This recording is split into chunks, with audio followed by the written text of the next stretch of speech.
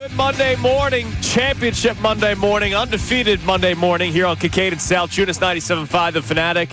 We will talk about the Eagles. We will talk about the NFL. But not only do we have a lot of football to react to, John Kincade, we also have something to look forward to. Well, depending on whether or not you look forward to it, it is Sanity Week for me and a lot of other Phillies fans. Yes. 4-game series with the Mets begins tonight. Oh, yes, with a magic number of 13. So, in other words, it's already over.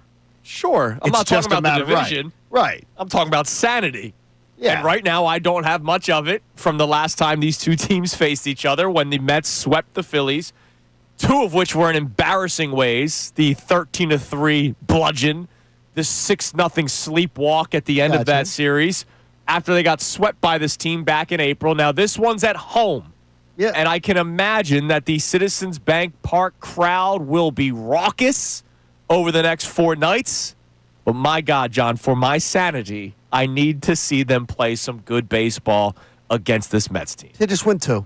Just win 2. Push it down the road. Drop the magic number to 9 by the Mets leaving town. You're up. Magic number's 13 today. It's just I'm not going to put too much emphasis on one 4-game series. I realize for your sanity this helps you, but as I said all along, it doesn't. Little snippets of a baseball season do not matter, and it does not indicate what will necessarily happen in the postseason. In fact, the Phillies have won as many postseason series when they lose the regular season series to a team as they do when they win. I just worry that there's the boogeyman factor. Oh, no. I think because there is something to this team specifically that they just can't find a way to beat them. If you're talking about there potentially being the nagging feeling in our heads, it's there. I mean, it's absolutely there. A 7-game lead tells you the Phillies are distinctly better than Yes, they're the better team. They are. Distinctly better. It's not like when you're 7 games up at this point, you are decidedly the better team. There's a reason for that. So I'm not concerned. Go win 2 games. Win 3. I'm not even asking for them to. I'm not saying go out there. You better sweep the Mets or I'll be miserable. Like, I just need a couple wins because if I'm not mistaken, you are going to start Aaron Nola in this series. Yeah. So already I'm I'm losing one. I'm losing one of those games. Well, that's part of the sanity. So I'm looking at seeing whether or not he could pitch well, which again, in his last outing he did not, and that's why we have eyes, as you've been pointing out, on Walker Buehler, who's been pitching for the AAA Lehigh Valley Iron Pigs for the Phillies. Sure, you got to look at it. We're going to see who this rotation ends up being because we've reached the month of September. I know last week was all Eagle week. Duh. It was opening week. It was the first game of the season. But we have now turned the calendar into the month of September. We only have a couple of weeks left before the playoffs start. So every single start at this point for every pitcher other than Christopher Sanchez, because I think we all agree Christopher Sanchez, game 1 starter, there's no more debate. But from here on out, it's a battle within this own organization of who's your game 2 starter? Who's your game 3 starter? If you do have a 4-man rotation, who is it? Well, if you don't have a 4-man rotation in the first round, is there a guy that's completely left off the roster? Is Aaron Nola left off the roster if he doesn't pitch well because he does not pitch out of the bullpen, unlike a guy like Taijuan Walker who has done it this year? Well, you go Taijuan Walker, if you go 19 starts, he has 19 starts as a 4th starter. It puts him in the top 25% with a 4 ERA. Top 25% of 4th starters. Taijuan Walker's your 4th starter. I mean, he's got to be the guy. You don't have any other option. I mean, Walker Buehler may end up. We'll see. May end up doing something, but I think the first pitch he threw at AAA was a gopher ball. Yes, right away. I mean, he just wanted to get that one out of the way. But I'm anxious to see what he's got, just because of the fact is he may be able to give you something. And one thing Walker Buehler can do is chew innings. Yeah, and he's had postseason success, which Correct. is a big part of it. And as we talked about last week, his numbers in the month of July and August much better than what he did early on. His ERA on the season is over 5, but in July and August, the ERA was around 3. So he was pitching better. So we'll see. Hopefully this flyer they took on Walker Buehler turns into something of note, because you can't be down 4-0 or 5-0 in the first inning every single night, because the last 2 starts with Aaron Nola on the mound, that's exactly what happened. So this is Phillies Sanity Week when they begin their 4-game series with the Mets tonight. Nola gets the start today. Suarez in game 2. Christopher Sanchez in game 3. The TBD for game 4. I'm going Wednesday. I'm going to go down Wednesday because I absolutely picked it. Yeah, as you should. Because Sanchez, I would like to see that. But one thing I would note is, though, going into the week, we have 3 weeks of baseball left. And, yes, the Mets are in town. I'm actually just going to – I'm watching much more the 4 games you're up on the Dodgers for the 2 seed. Because if this team has to pitch in the wild card series, it's done. You got to avoid the wild card series. Yeah, you have to hold the Dodgers off. You got to be the 2 seed. You got to be able to set up pitching and rest some people, have that bullpen ready to go. So as much as the Mets series to me means just get that magic number out of the way and make sure the Dodgers don't come up and snake you. You look at it very logically, like you always do. Yes, try to. I'm looking at it very emotionally. I know you are. I mean, you've been sanity week. You've been feeling a little feeling a certain way. About it. This team is the boogeyman, and I need the Phillies to put that boogeyman to bed or back under the bed, wherever he lives. Well, the thing is that you won't be put under the bed because they're going to make the playoffs. Yeah. So no matter what, I need my fears. So no matter what happens, you're going to have these simpletons that are like hiding under the covers, tweeting, going, the Phillies won 3 out of 4, but they still lost the season series to them, so I'm afraid of the Mets. It's like, stop. Why would that make them a simpleton? Why do you sound like the pig from Shrek? Because it doesn't. The regular season does not translate to the postseason. That is a good one. He huffed and he puffed and he signed a conviction notice. It does not translate. I love Shrek. That's pretty good. Farquaad's great. I've been working on that one for years, dude. Farquaad's one of the best. It does not translate. Doesn't translate. Every single year you can point to it where the better teams in the regular season, the teams that go out there, they go and lose, or the team that goes is the loser in the regular season comes back and wins. It doesn't matter. It doesn't it's what are you doing at the time? I'm much more concerned about how's your hamstring this morning. We'll talk about it. That's what I'm much more concerned about. There's a lot of stuff to react to from over this weekend. Much more than the Mets. There's a lot more to react to from over the weekend with the Phillies than the games itself. Seriously, there are. Karen Ball-Snatcher will make an appearance Unbelievable. All right, so Phillies Sanity Week begins tonight for most of us, or Phillies just keep on building ground on the Dodgers. Yeah, I want that 13 to just John go down. Kincade, and I think you might be in the vast minority. I think I think I absolutely am. But the same people I'm in the vast minority with are the same ones who were tweeting after that Mets series. Division's going to be. They haven't locked it up. It's not over. Yes, it is.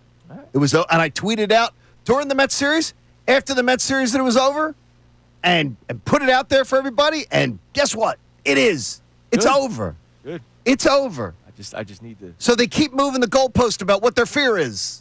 Because they were telling me the division race was still up for grabs. Fear is the Mets. That's the fear. That's what I'm telling you. They were telling me the division race wasn't over. But the fear will continue to be the Mets, regardless of division. So in other words, nothing's going to change. Correct. They're going to keep the skies falling, Chicken Little crap going, no matter what happens in this series. If the Phillies look good in this series. If the Phillies take 3 out of 4, they're still going to go, if they have to play the Mets, it's going to be scary. That should go away. I'm very scared of the Mets. If the Phillies handle themselves this week, that should go. I don't know who that was. I tried to do isn't that the pig from Toy Story?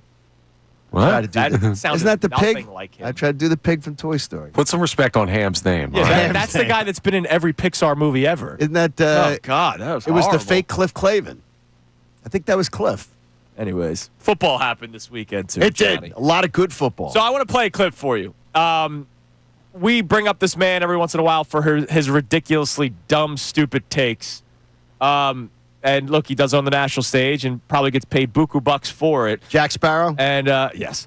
And, we would all like to do that one day. It sounds great. But Nick Wright on Friday. I just want to play this. This is not the day where we're just going to bash somebody in the media all day. But I just want to play something because there's a reason to it. Here was Nick Wright on Friday on his show on Fox following the Eagles' 24-20 victory over the Dallas Cowboys. I thought I was probably going to be higher on them this year than I had been any year in the past. And I know it's going to seem reactionary, but through one game, I have seen enough. That team is not getting back to the Super Bowl. And when it starts to go sideways and it starts to look like, oh yeah, they're not quite the same team, you know what's going to be said? Should have seen it coming. So Nick Wright, after one game, John, one game Thursday night, 1 hour thunderstorm delay. Obviously, you had the Jalen Carter spit incident, which we'll talk about again later today because there's been updates on that. Obviously, there were some bad penalties for Nolan Smith. Obviously, Adoree Jackson looked bad in the first half of that game. But one game has already given that man enough information to say that the Eagles are not getting back to the Super Bowl. Now, look, way to go out on a ledge to say that a team might not get to the Super Bowl. Only 2 teams make it, 1 in each conference. So it's not. And he will just, and believe me, Nick Wright's act Yeah. as farmer, EIEIO of engagement farming, he'll be like, see? I told you. Told you they weren't getting back to this. They lose in the NFC title game. Right, he'll say He'll see. tell you, see, I told you from the beginning. You weren't listening. He is absolutely EIEIO, the engagement farmer of them. That's great He is absolutely trying to take over for what Skip Bayless has not brought to the network. So here's the deal. There's a lot to react to from week 1 of the NFL slate because yesterday was a day where we got to sit back and just watch football, and we were able to watch with an eye of, all right, how do the Eagles compare to these other teams? This weekend, there was entertaining football, and there was a lot of ugly football, maybe because teams don't play in the preseason anymore. And so when you hear Nick Wright say that on Friday, and then you see what plays out on Sunday, it just makes me laugh a little bit more. Like, how did his Chiefs play on Friday? Not great. Let's see how he reacts today. There were a lot of teams that are considered contenders in the NFC and AFC that didn't look all that great, like the Bengals barely beating the Browns. And the Bengals have been a team that a lot of people are picking. I'm so tired of hearing about the Bengals. I mean, seriously, every year they spend the whole offseason telling me about Joe Burrow. I didn't have him make him the playoffs in our exercise Joey on Friday. Burrow, Joey and how great he is. So we will react to a lot from week 1, and we promise we will not have a take as ridiculous as that after just 1 game or 1 week of football. But coming up next, Phillies Sanity Week already took a hit after an injury that the Phillies just couldn't afford to suffer. We'll talk about that next. It is Kincade and Salciunas, 97.5 The Fanatic. The summer's here, and you know what that means.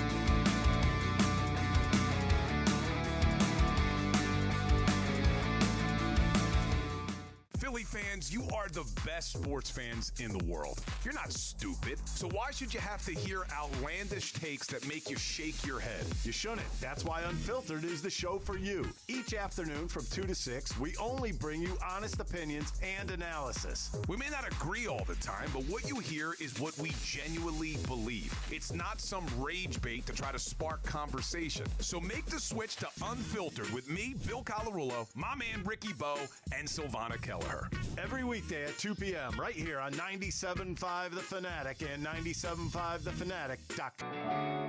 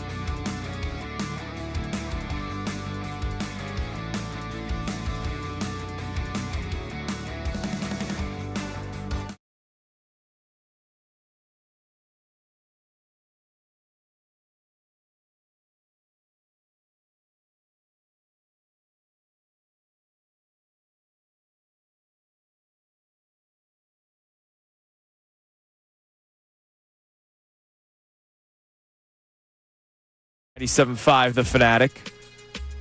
Sanity Week, Phillies Mets begins tonight, but unfortunately, over the weekend, they took a hit. Trey Turner injures his hamstring. Now, we don't know the extent of the injury just yet. He's going to get his MRI today, and we will be holding our breath until we get the information because, let's face it, Trey Turner dealt with a hamstring injury last year, missed a lot of time, and was not himself when he came back, right? Remember, he was on a tear before he got hurt. Then he had the hamstring. He was okay afterward. But you understand that if you don't have your burst, which Trey Turner is fast, Trey Turner can steal bases. Remember how low the stolen bases were last year because they wanted to be careful with his hamstring when he returned. And then also when you're playing shortstop and you got to get to the hole, either up the middle or, of course, to the third baseman, that takes some, quick twitch steps. And if your hamstring's not totally right, hopefully it's okay enough to play. But now we just sit here and wait what the extent of the hamstring injury is. Maybe it's just a couple of days, and that's great. Or it could be an extended period of time. Well, the one good thing is that no matter what it is, you have, again, to just not to dwell on the number of it, but the magic number is 13. Right. With 3 weeks to play, you can literally stumble your way to the division title. So you have to make sure he's healthy. Can we all agree? Yes. That's priority. Without Trey Turner being healthy, this team, to me, this team has zero shot. You can't lose Wheeler and Trey Turner. Right. Like to say, oh, we're going to go win a World Series. You can win a series. You're not winning 3 series come October. So you've got to have him healthy. So what's good is you built up enough of a buffer right now that you can make sure that he gets the rest that he needs. Right. But I saw a lot of people diagnosing him, like on really? On Twitter last night. The Twitter doctors were active? Last year it was 6 to 8 weeks. Yeah. Last week, I'm like, you have no idea of the severity. It could be a tweak. He could be back this week. And more importantly, I think to me, my guess, this is a guess, and this is not informed, just guessing. He felt something, and he said, I am not in any way going to risk it. Right. So I feel a little something. I am calling it. I am walking off this field right now, and I'm not risking it. Especially this late in the season. Right. Don't push it. I think he took himself off yesterday, not because he was like, oh, my gosh, I just did something terrible. I think he took himself off and said, I am not risking a thing to go out there and make this thing potentially any worse what it might be. Yeah, that's almost word for word what he said after the game. And that's what I believe it is. Yeah, I mean, he is a smart baseball player as far as he knows his body. Yeah. It just sucks that you begin this series with the Mets where, again, my sanity will rely on it. He's not worried about the Chicken Littles. He's not worried. He's worried about himself. He's not worried about me, and I appreciate that. He loves you, though. Right. I'm sure he loves you. Trey. I mean, look, I've been supportive. I was anti-standing ovation, but I'm supportive. Hey, I made sure at Rally House that. That's right. You got the Trey Turner jersey. I got the Trey Turner jersey, so I showed full support. He's hitting 305 this year, 15 home runs, 69 ribbies, 179 hits. I mean, he was on pace for 200 hits. We'll see if he's back. I mean, look, this has been the contract Trey Turner, right? The guy that you paid for. You're finally starting to see it this season, and it's a shame that he had the hamstring injury yesterday. So hopefully it's not an extended period of time. Hopefully everything that he said is true. Just a 10-day stint and then see what it's like? That's my first thought. Yeah, that's what I would expect. Like you said, don't push it. Like I'm not rushing him back anytime soon, right? No need to rush. Time. You would just want to see him get some reps back with the big club probably before the playoffs start because you don't want the bat to be cold to start the postseason. Well, weren't you glad to see the organization go into like the emergency mode and go, let's promote Aiden Turner?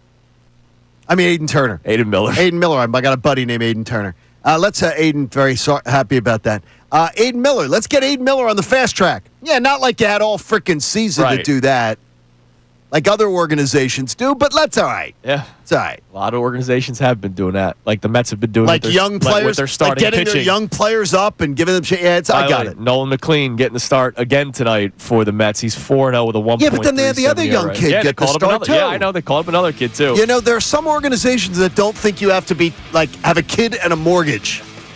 before you're allowed to make it to the majors. And you just said we shouldn't be worried about that team. Yeah, so- come on. Hey, no, maybe but we're doing it right. No, that's not. We're not doing it right. No, not in that. We're not doing it right. All right, coming up next, here's what we're going to do. We're going to look at just the NFC. The teams that we circled as potential contenders that could stand in the way of the Eagles. Remember, it's just week 1, Johnny. Nick Wright on Friday morning already told you the Eagles will not be going to the Super Bowl based off of what he saw in their week 1 performance. So let's look at the other NFC contenders that could stand in the way of the Eagles. I'm going to also predict right now Nick Wright will not be on the cover of GQ anytime soon. I'll be right about that one, too. We'll be able to point out some flaws of other NFC teams next. We'll do that. You can climb in as well. It's 610-632-0975. It's Kincade and Salciunas, 97.5 The Fanatic. Now on 97.5 The Fanatic Sports Update. Some concern about Turner. I'm Connor Thomas, and the Phillies took 2 of 3 from the Marlins over the weekend as their lead in the NL East grew to 7 games. Unfortunately, they couldn't complete the sweep yesterday, falling 5-4 to the Fish. And much more troubling, Trey Turner pulled himself out of the game after injuring his hamstring running down the first baseline in the 7th inning. Rob Thompson talked about it after. Yeah, there's some concern there, obviously. He's having a great year. He's a big part of this ball club, and want to keep people healthy, especially coming down the stretch here. So, yeah, we'll know more tomorrow. We'll be holding our breath till we get definitive news on Turner. The plan is for an MRI for him today. We'll keep you updated on that news. The Phils start a huge 4-game series with the Mets tonight at the Bank. First pitch is at 6:45 p.m. Aaron Nola faces Nolan McLean. The Eagles were active over the weekend as well, though they did not play. Of course, they already won on Thursday night, but they signed defensive end Zadarius Smith to a 1-year deal. He was part of the 1-seed Lions team last year in Detroit. So Howie making a move there to help the edge rusher group. We're going to talk to Tim Kelly, Vaughn Pattison coming up at 9:10 for the latest on the Turner injury and the Fightins. This update is brought to you by Discover. Do you know it's accepted at 99% of places that take credit cards nationwide? If you guessed Discover, you guessed right, based on the February 2024 Nielsen report. I'm Connor Thomas on your home for the best Birds coverage. 97.5 The Fanatic and 97.5thefanatic.com. Hall of Fame sports writer Jason Starr.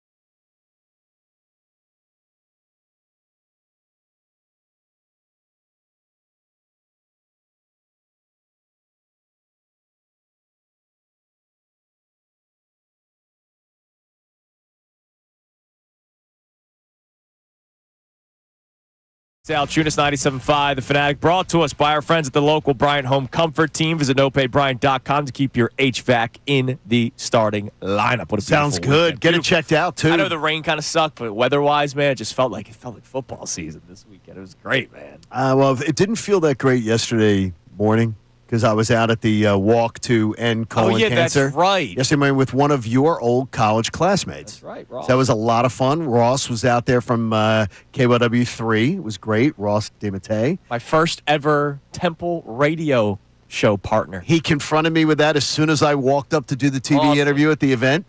He said my first shift he ever did. Great dude, and it was great being out there yesterday. But the rain just wouldn't let up. Yeah, like sorry it never. about that. It went from light. It never got ultra heavy, but it never stopped. Right. And it was just one of those things where, but the people, we met our fundraising goal, and we actually beat Wonderful. through it. So it was great. And Ross says hello. What's up, Ross? What's up to Like everybody? you married, settled. So I mean, your whole class Thriving. very much. All right. Speaking of thriving, not Nick Wright. Nick Wright again. Let's play it one more time. Jack Sparrow. This was Nick Wright on Friday morning after the Eagles beat the Cowboys 24-20. With 60 minutes of football to watch, Nick Wright came up with this opinion. I thought I was probably going to be higher on them this year than I had been any year in the past. And I know it's going to seem reactionary, but through one game, I have seen enough. That team is not getting back to the Super Bowl. And when it starts to go sideways and it starts to look like, oh, yeah, they're not quite the same team, you know what's going to be said? Should have seen it coming. Now, I love how at the beginning he starts laughing as he's saying it because he realizes how much of a joke it is to say that after 60 that was minutes his of football. But he was chuckling. Oh no, as he started chuckled too. talking. Because I think, but that could also have been when you laugh at me about something or I laugh at you about something. Sometimes it makes us laugh. Sure, that could have been. That could be it too. But believe me, he's an engagement farmer. Yeah, it's ridiculous to have that opinion. Nick Wright should be forced to wear overalls, a straw hat, and carry a pitchfork. Because that's all he does. Yeah. There's no substance to anything he brings to the table. So he has that opinion after 60 minutes of football. We will not overreact after 60 minutes of football, but let's look at somewhat of the teams in the NFC did yesterday, specifically the teams that we go, all right, this could be a team that could stand in the way of the Philadelphia Eagles or could be a bump in the road, right? Sure. Because we have said this since last week.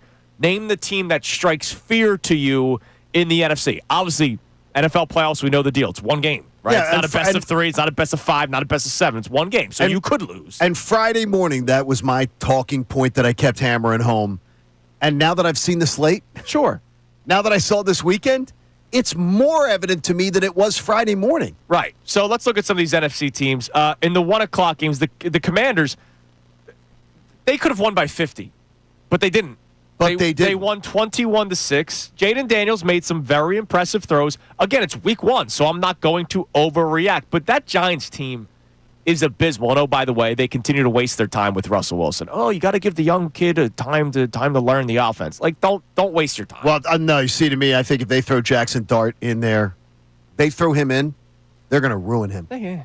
They're going to ruin him. I just think it was so embarrassing watching Russell Wilson play football yesterday. They're going to get crushed. Then let Jameis Winston play. Okay. Then if you think Russell Wilson is so terrible, let Jameis Winston go. I am not throwing Dart out there. If I'm the Giants, do the kid a favor. They're bad, and they're going to be epically bad. What was the over-under? 5.5 for the Giants? Maybe. I don't know. I thought it was 4.5. It's regardless. I thought it was 4.5, but they're bad. Under's gonna. I mean, they look. Oh my they gosh, looked horrible yesterday. But the Commanders didn't look great. Now, does that mean they stink? No, I'm not saying that after 60 minutes of football. I will say this one thing with Jaden Daniels. Jaden Daniels, intermediate passing game, boy, he looks great. Like, he looks great. Maybe it's his receivers. Downfield, he's not Jalen Hurts. Well, I told you. Remember the throw chart? I brought up that throw chart that you can find on NFL.com. This is public information, so it's not like I have some subscription. You can find his throw charts from last year. It's all toward the sideline underneath.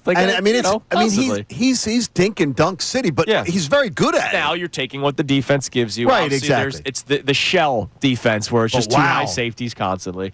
Bucks Falcons. Emeka Egbuka is the real deal. We saw that real early.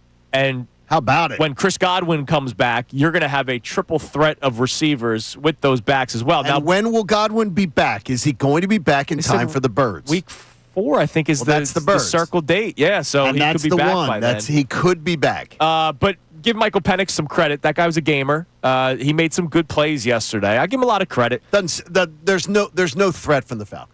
Can we all agree on that? We're just saying how tough was the matchup for I the gotta Bucs. say, yeah. Yeah, because the Bucs barely beat them. They won by The Bucs 3. snuck by them. Yeah. And were lucky to sneak by them. Yeah.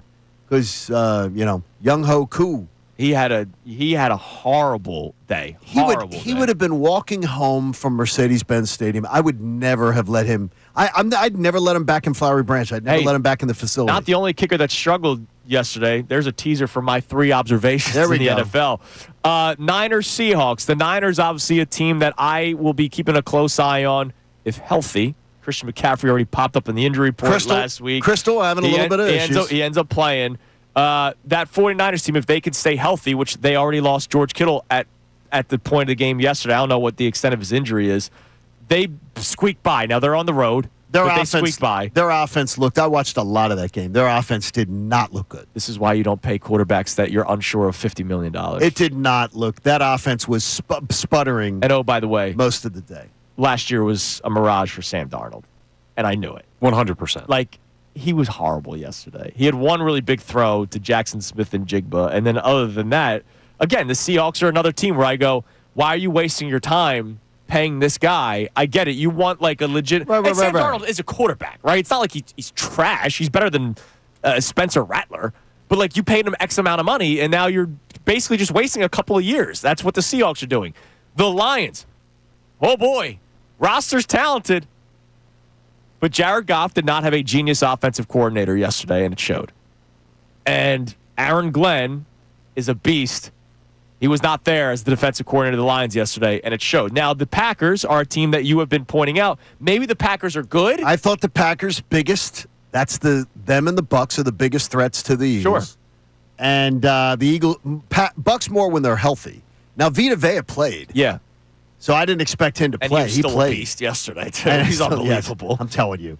But John Robinson did nothing on the ground. It was crazy. He had a 50-yard touchdown. Touchdown pass. Exactly. But that was like one of the. Yeah. That's it.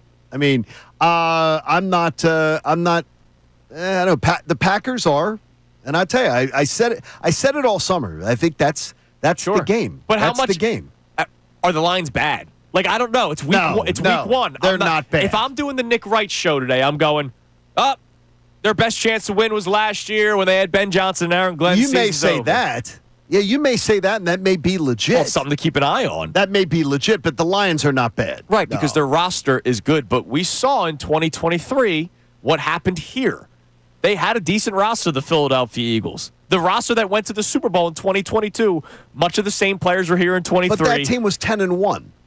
True. I mean, that team didn't come out and sputter. That team was 10-1 and then fell apart. Part of it because of the fact that you had Jalen Hurts and A.J. Brown going rogue on game plan. Yeah, but Sean Desai was a mess. And then the Matt Patricia factor. And Brian Johnson wasn't good. Okay, that mess of a coaching staff had them 10-1. And then you had player mutinies and stuff. Yeah. I mean, they screwed the pooch on that one. And then lastly, the Rams, who beat the Texans yesterday, a whopping 14-9. That defense, as we've been talking about, is really good. Young, it's legit. Young and cheap. But Matthew Stafford, I don't think he was bad, but it's just the back is something that you're going to keep an eye on throughout the entire season. And the Texans defense is really good, though. C.J. Stroud has not, so they haven't gotten the bust, I understand. The bust has not been made. For Canton. For C.J. Stroud, which was made, by the way, last summer before the season. They've decided to put it into a warehouse with the Joe Paterno statue. They've hit it in the same exact warehouse. So they're just putting it on hold. He looks absolutely mediocre. Yeah. Now his offensive line's not great. It's horrible. But he makes really weird decisions with the football too. So here's the deal. You can text in at 610-632-0975.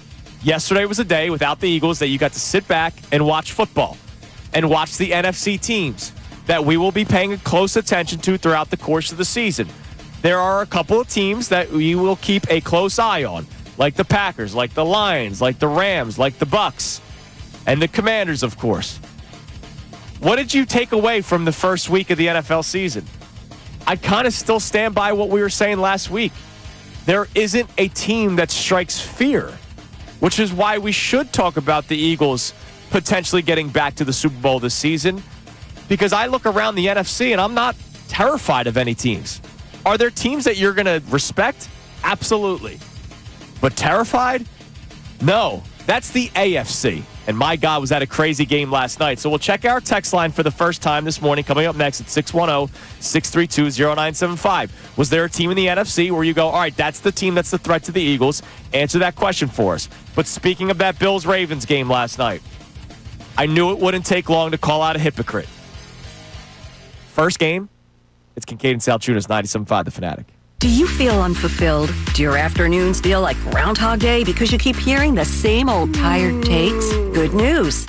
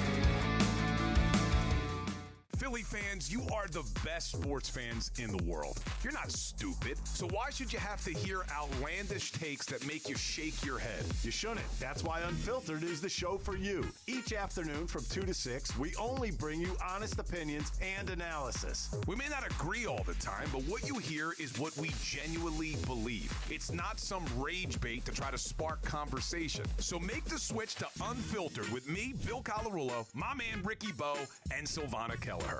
Every weekday at 2 p.m. right here on 97.5 The Fanatic and 97.5thefanatic.com.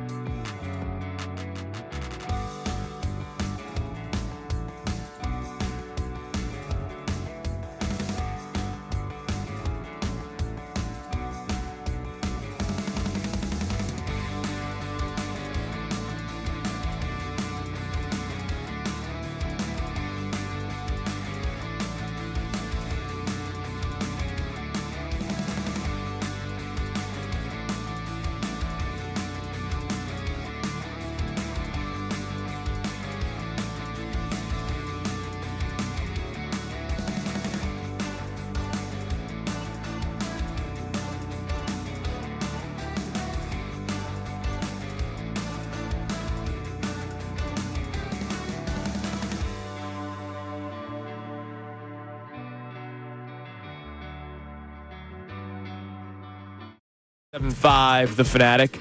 Check our text line here momentarily. What was your takeaway from the NFC contenders? You had a chance to sit back and watch football yesterday. This is why I like people always I hate Thursday games. I love it. Now, I do not. I don't need it every single week, but I like to be able to sit back and watch the rest of the slate because I feel like we then get actual knowledge and understanding when it comes to our opinions about who the Eagles are going up against. We don't have any others, right? Any others what? Thursday. night? No, there's we do with Black the Giants. Friday, No, we do Thursday the Giants. Yeah, we do have the Thursday Giants. There's a Saturday game. So there's a couple of No, the Thursday weeks one's this the year. one, though, that I hate Thursday games.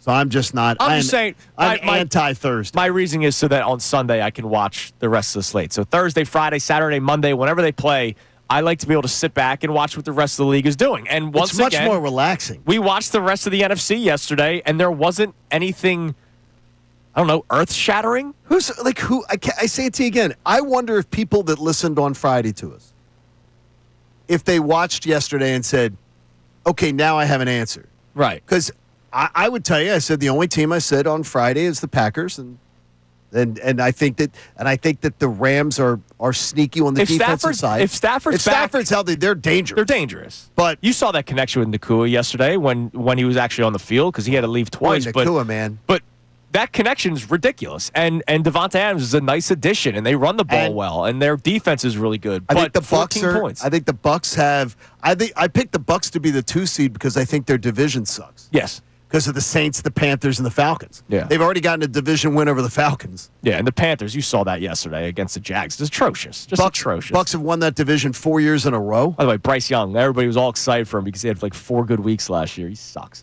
Man, that was nasty. So you can text in 610-632-0975. Now, before we do that, I have to call out a hypocrite that I knew I would be calling out. Who are you calling out? And I believed I, at one point, said during this offseason, John, that it would be week 1 when I would call out this hypocrite. Okay.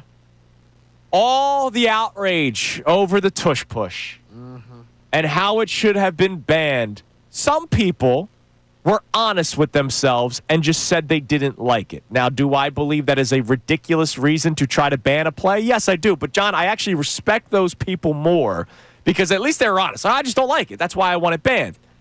The people that I don't respect were the ones that faked the concerns over injuries when there was absolutely zero data to back it up. Jason Kelce speaking to the NFL saying, look, this is why we run it. This is how we run it. This is why it's safe. This is why nobody gets hurt on this play.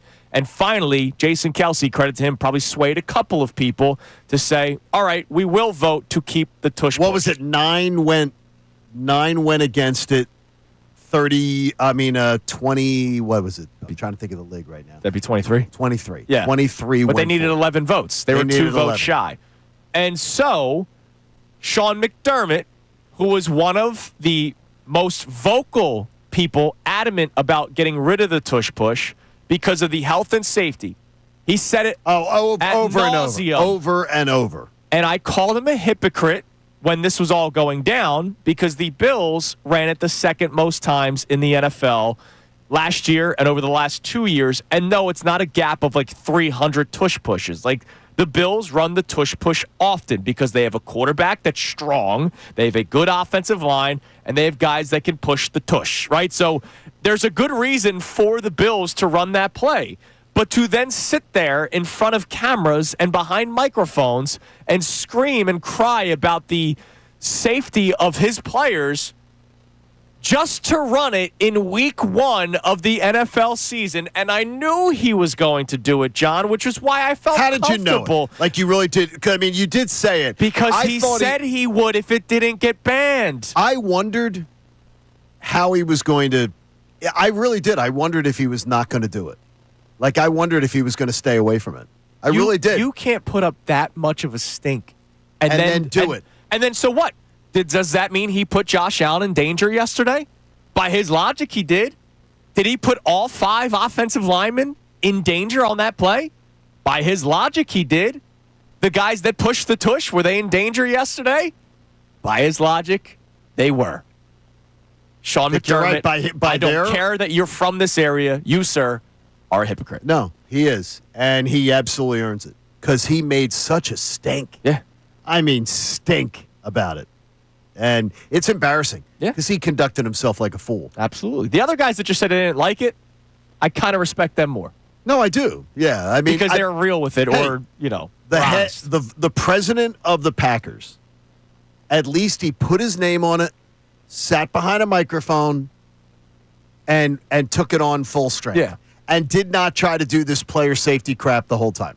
Right. So to him, I'm going to give that. Now, waxed eyebrows, he did the same thing. Right, he did. He did the same thing. Trying to. All right, Connor, what do we got on the text? I had to get that off my chest because I just knew. I knew it would be By the way, week you did. one. You did, and I did wonder whether we would see something different. Week one. Nah, he Hypocrite. did it. He did. Not surprised. Ben from Bucks County checks in, says there are only 3 teams in the NFC that I believe can represent them in the Super Bowl. One of them is the Eagles, one of them is the Rams, and the other one is the Buccaneers. He's not buying the Packers. He said Micah Parsons helped the Packers get better, but I don't believe that Jordan Love is going to help win a game when it matters most. Really? Well, so that's a Jordan Love bias. And look, we haven't seen it in the playoffs yet, so I understand where that person's coming from. But like they're a talented football team, and there's a chance that they could win that division. And look, they're already on top, beating the Lions yesterday. Like what doesn't he see about the Packers? That's the Jordan Love factor. Do you believe that Jordan Love can be a quarterback that's going to win 3 games? That's going to win 3 games in the playoffs. I think that's his reason. Okay. Yeah, I've seen Jimmy Garoppolo do it. Sure. He's better than Jimmy Garoppolo. He's better than Brock Purdy. Yes. I absolutely believe that he can. And as much as we talk about Matt LaFleur, like Matt LaFleur does have a good offensive mind. Matt LaFleur is a really successful winning head coach. I absolutely By the way, I couldn't believe it's already been 6 years. What, with LaFleur? Yeah. Like when they said it on the broadcast yesterday, I was like, oh my God, really? Yeah. It's been and that he's won a long ton already. of games. Yeah. He hasn't just gotten it done, but I'm a believer. Yeah, I mean, look, they can absolutely do it. They're a good football team. They are a threat in the NFC, but scary? Like I haven't seen enough to say scary It's yet. too early to say scary, but check it at the end of September. We get through this first month. We'll see. All right, what do we else got on the text line? By the way, they play the Commanders next week on Thursday. By the way, short week. Do us a favor, Packers. Sure. And give the Commanders a loss. Unless you're thinking of NFC seeding. Packers play the Commanders, Browns, and Cowboys in the month of September. So they very well could be 4-0 or 3-1 to start the season. What do we got on the text line? We also have a check-in here. No name on this one, but one of their big observations had to do with the Giants. They say Barkley last year, Danny Dimes this year with what he did for the Colts. The entire Giants fan base is being sent wellness checks today. That franchise is a dumpster Look, fire. I don't think Daniel Jones is some superstar quarterback, but what I did find out is that Anthony Richardson stinks. Like, Anthony Richardson had everything that Daniel Jones had yesterday for a year plus. Pulled himself out of games because he was tired. Oh, yeah. Reckless throws. Getting injured because of reckless plays. Daniel Jones just kind of ran the offense yesterday, and look at what they did. By the way, Daniel Jones, game manager. By the way, the Dolphins are horrible. Yeah. And Tua stinks. And Mike McDaniel, And Revenge of the Nerds. Seriously. Oh, but he's quirky and cool. No, he's not cool. And he wears aviators. No, he's not cool. That's not the word. I hate the Dolphins. I remember they ran Vic Fangio out of town because they did. He was too tough on them. So we should love him. This is hilarious. All right, coming up next, Howie Roseman did not wait long, John. He didn't? Nick Sirianni may have made the switch to unfiltered, but I think Howie is Team Kincade Salciunas. This is Kincade Salciunas here on 97.5 The Fanatic. Now on 97.5 The Fanatic Sports Update. A potential big Phil's injury. I'm Connor Thomas, and the Phillies took 2 or 3 from the Marlins over the weekend as they're leading the NL East crew. They're now up 7 games on the Mets. Unfortunately, they could not complete the sweep yesterday. They lost 5-4 in the series finale, and the bigger news out of yesterday's game was Trey Turner pulling himself out of the game after injuring his hamstring in the 7th inning, running down the first base line. It was an immediate turn to the dugout and an exit from the game from Turner. Rob Thompson talked about the injury after the game. Yeah, there's some concern there, obviously. He's having a great year. He's a big part of this ball club and want to keep people healthy, especially coming down the stretch here. So, yeah, we'll know more tomorrow.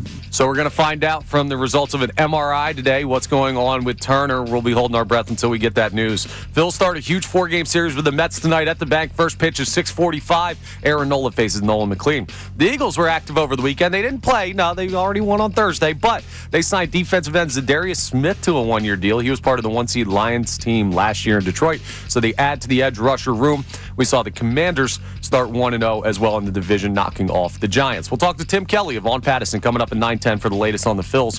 This update's brought to you by Bradford White Water Heaters. When you need a new water heater, choose one that's built to be the best. Choose Bradford White. I'm Connor Thomas on your home for the best Birds coverage, 97.5 The Fanatic and 97.5thefanatic.com. Eagles.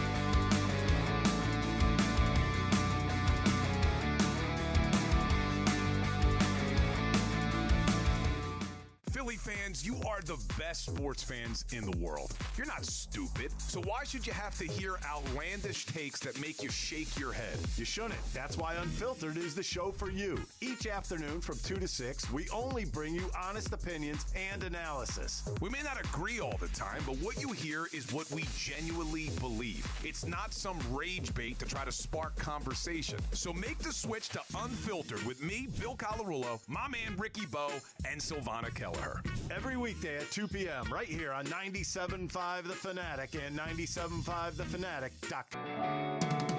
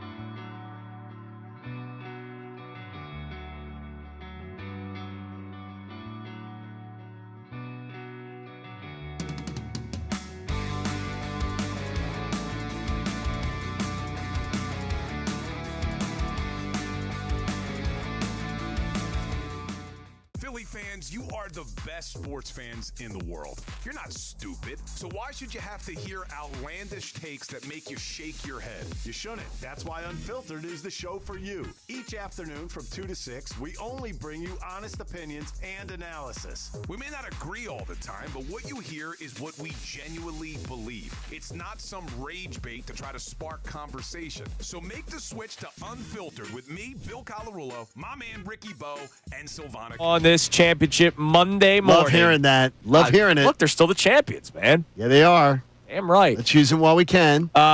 Your reaction to the rest of the NFC when you watched the NFC play yesterday, is there a team that strikes fear for you? There is a lot of good Green Bay conversations going on right now in our YouTube chat, so shout out to YouTube being a part of the show as you guys each and every morning. We thank you so much.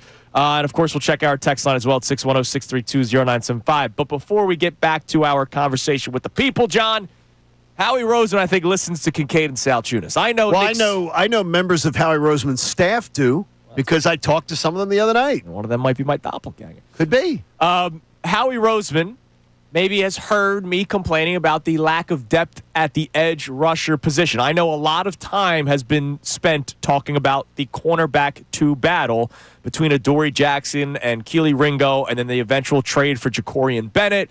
Obviously, Keely Ringo did not win that job. Adoree Jackson's the starter. He looked horrible, so now we're talking about week 2 of who the second corner can be. Our own Andrew DeCecco told us last week he thinks that they'll be patient with Adoree Jackson, so we'll see. But edge rusher depth was what I was concerned about. Saying, all right, Nolan Smith and Jalix Hunt, you guys looked really good as your roles were last year. You're now our starters. And Nolan Smith, you're going to play 70+% of the snaps. Jalix Hunt, you're going to play, in week 1's case, 60+% of the snaps.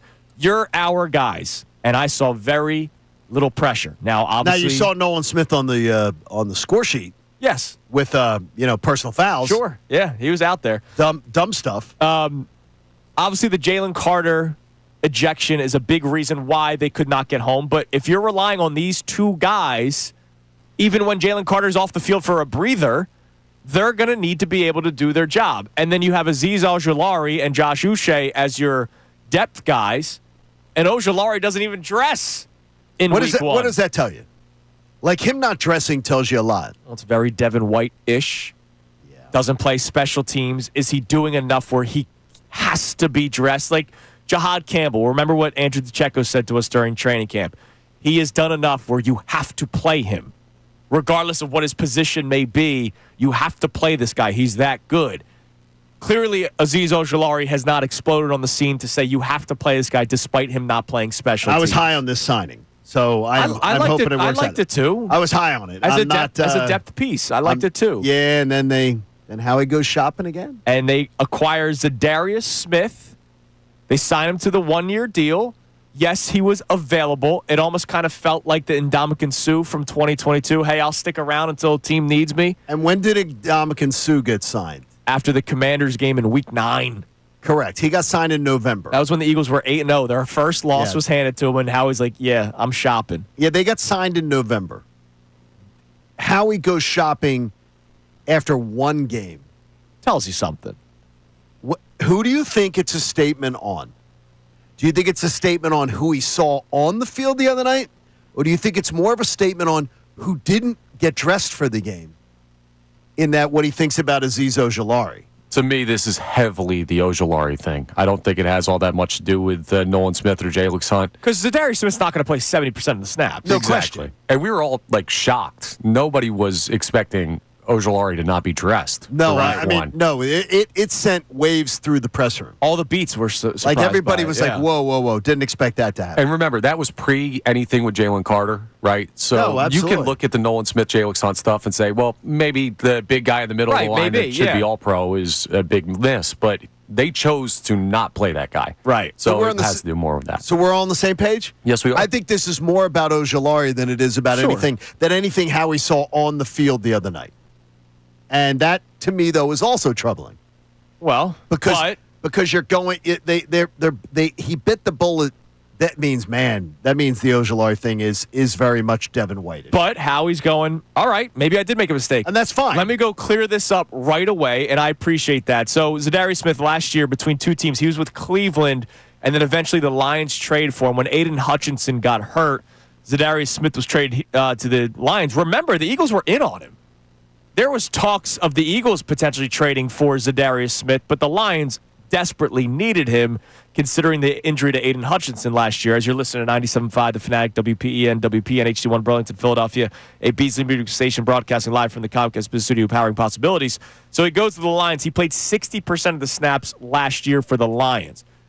I believe that number will be lower here. He had to play 60% of the snaps last year. Absolutely. With the absence of Hutchinson and all the injuries they had. They had a million people hurt last year.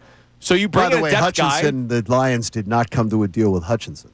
Correct. For an extension. Well, they're going to see how his leg is because it was a major injury last year. Yeah, I don't blame them for wanting to see how it plays out. Yeah, well, it's also but from his camp, if you Sure. watch some of the pregame yesterday, Not happy. his camp's going to be like, okay, Prove it. well then he feels a certain way about.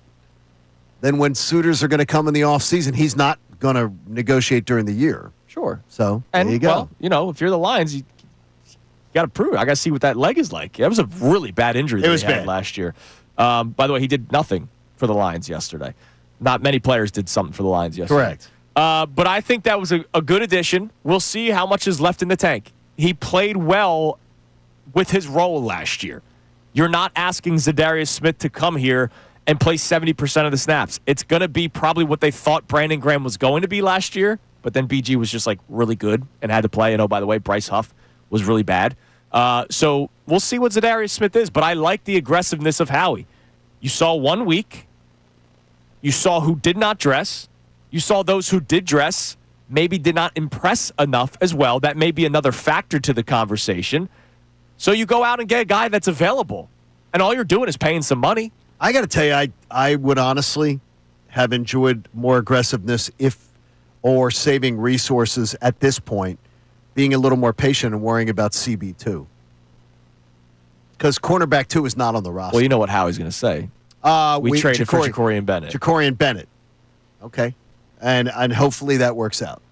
Yeah. I'm not buying it. Hey, you got a break for week 2. I'll tell you, with the Xavier Worthy shoulder thing that happened. That's huge. Yeah, big break. That's huge, except for Olivia's, my daughter crying on her fantasy team. Yeah, that's a tough loss for him.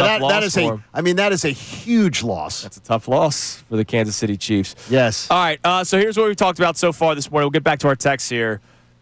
You got a chance to just watch football yesterday. You didn't have to watch the Eagles because the Eagles played on Thursday, and they started the season 1-0. And you have guys like Nick Wright already writing them off, saying, oh, nope, they're not. I saw enough. They're not going back to the Super Bowl. What did you see out of the teams in the NFC that either gave you more confidence for the Philadelphia Eagles, or did you see something where you said, all right, that's a dangerous team? The Packers are probably going to be the obvious answer. I thought the Rams' defense was as good as a lot of people expected them to be this year. Or is the Texans' offense that bad? Yeah, O-line Texans' might be that offense bad. is so bad. That offensive line is horrible. Man, they're horrible. Absolutely could be. What do we got on the text line at 610-632-0975? Seems like a lot of people's observations are in division. Mike from Turnersville checks in, says, so thankful to be in a division that has Joe Shane as a GM. How that guy still has a job is unreal. Building a team with pass rushers and wide receivers, but has no O-line and no QB. Yeah, look, I'm fine with the pass rushers. Like that front four is dangerous. Of the New it York certainly Giants. is. It's dangerous. But they're not going to be able to do enough. It's great to have toys. Right. It's great to have shiny toys, but if you don't have the stuff, like it's like a car. Joe Shane builds a car that has really shiny rims. Yeah. And is all tricked out, but doesn't have a good transmission. Well, it's like Malik Neighbors. He's a hell of a player. I love Malik Neighbors. You didn't have a quarterback to throw him to, and you still don't, unless Jackson Dart becomes that. No, it's that offensive line though. They need 3 minimum offensive linemen. Yeah. They're bad. It's a mess. And oh, by the way, if we want to talk about another team in the division, we talked about them earlier. The team that they faced yesterday was the Commanders. I didn't see anything where I was like, oh boy, look out. Because for week 1, don't want to overreact, but week 1 they just I watch Jaden Daniels. To me is a very nice player, and I believe in him. I did not want him in the division. No, I watched yesterday, and I'm just like, that game should have been 40-3 40-10. Giants stink. They are what they are. That team is going to need a lot of things to fall their way to end up making a difference in the NFC. They're a solid football team, but to get to the level of the top-tier teams in the conference, they're going to need the ball to bounce their way. Yeah, and it did a lot last year. It did last year, didn't it? It did a lot last year. What else we got on the text line? All right, we also have a check-in here. Now, this texter, they say, LOL, now you're worried about the Packers. Funny, you didn't say peep about them the morning after they got Micah Parsons. You were all excited he wasn't on a garbage Dallas team anymore without worrying that he went to an already That's good completely team. false. Literally not true. Which is why I read the text. On So remind the people. social media, I literally said that the Packers are a dangerous team minutes after the trade happened. However, yes, I was also laughing at the Cowboys because I think Jerry Jones is a joke. And I went the opposite direction completely. And Yeah. you can also go to my Twitter feed and said, I would have preferred Micah Parsons to stay a Cowboy because the Cowboys were not a threat, and the Packers are and I have been one all offseason long to tell you that I believed in the Packers. Maybe this listener is out of Maybe Q-tips. they don't listen. Maybe Yes. they're out of You know Q-tips. what? I've offered to pay for the Q-tips. I'm going to pick up you know what we're going to do? I'm going to pick up a case of Q-tips. And it's got to be the Q-tip. None of this no Bobo. no knockoff. No Bobos. No Bobo Q-tips. It's going to be Q-tips, and we're actually going to we'll email. We're going to send them to people, get people's email addresses, get their addresses. We'll send them. We'll send them out. Maybe you just didn't hear it. Yeah. By the way, Q-tips could help. Q-tip, Band-Aid, like the Band-Aid No, you brand. have to use Band-Aid It's got to be Band-Aid. Like I'm anti any other brand. They got to use Jif. You know me. I'm a bowl and basket guy, but there are certain things where like Jif. Nah.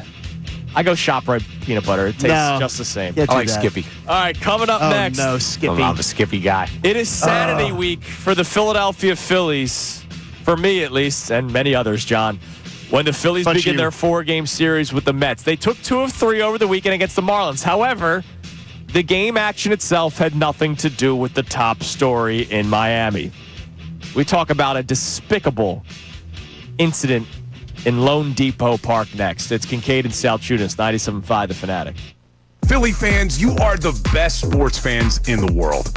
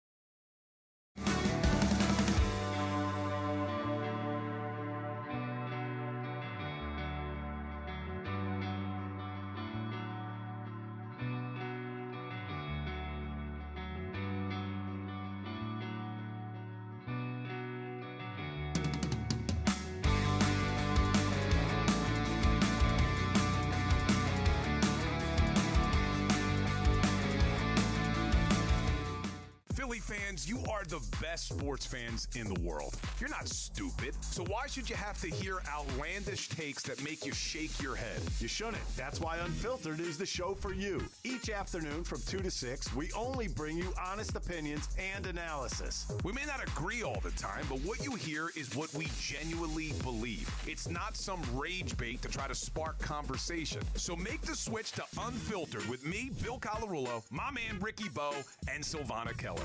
Every weekday at 2 p.m. right here on 97.5 The Fanatic and 97.5thefanatic.com.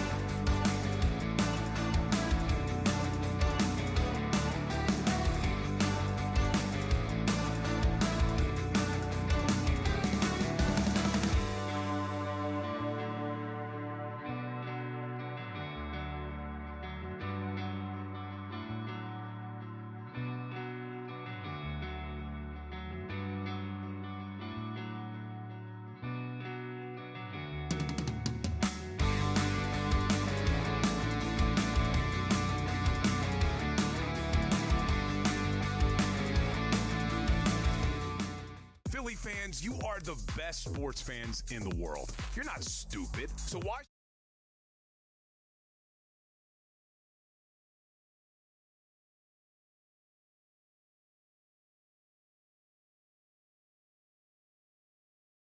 You love your Bet Parks, I love Bet Parks, and Bet Parks sponsors our pick segment. which we did on Friday. I did not have a good start to the season, man. Well, I joined you. I jumped right on the loser boy bus, and I went 1-3. Same. I was wondering why my back was sore when I woke up this morning. Okay. Yeah. Well, it's Came in dead last year. Maybe it's from finishing dead last year. No, Dead last at 59%. 59% at dead last is pretty damn good, I must say. So, but Connor with a 3-1 start. It's a good start. Bet Parks online sportsbook is fantastic, and it's great in there, bringing us the pick segment every single week. We love the folks at Bet Parks. If you haven't gone up and seen Parks Casino, it's absolutely gorgeous. I love the fact that I could bring it across the border, because when I go over to your state, Connor's home state, where he was born. Not you weren't born. Were you born there? North Carolina, You're born in North Carolina. But you're in the land of the roundabouts.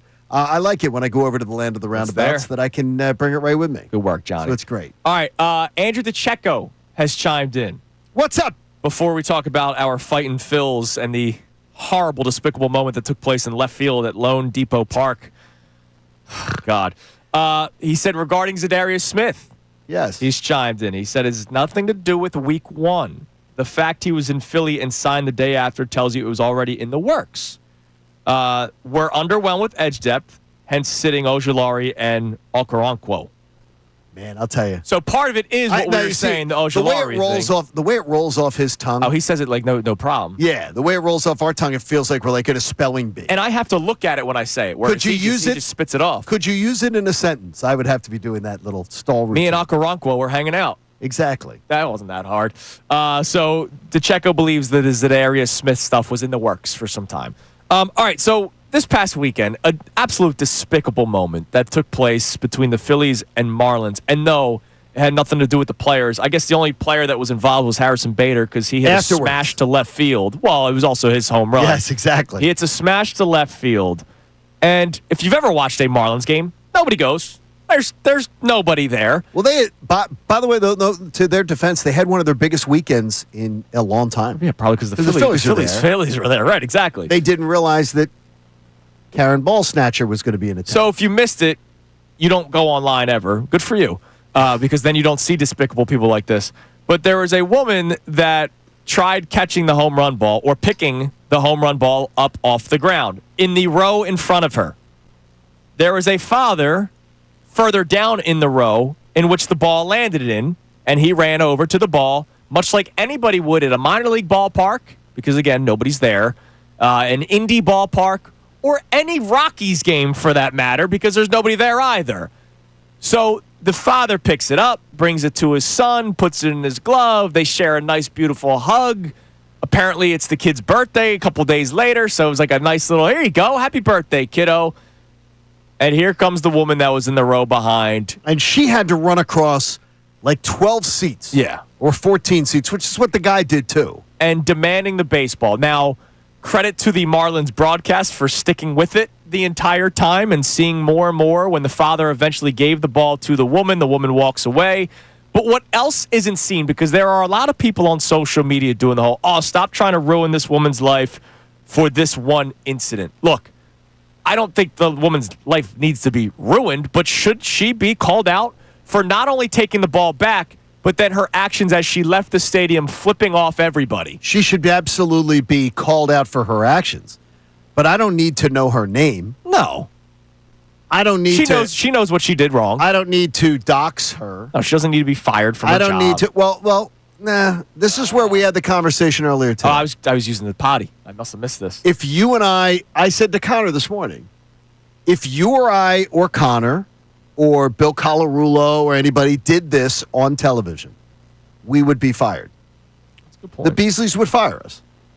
If we acted and conducted ourselves like that in private, first of all, by the way, a woman laying her hands on a man, if it was roles reversed, if a man ever touched a woman like that in an incident like this, we would be having 24/7 panel discussions on ESPN about it.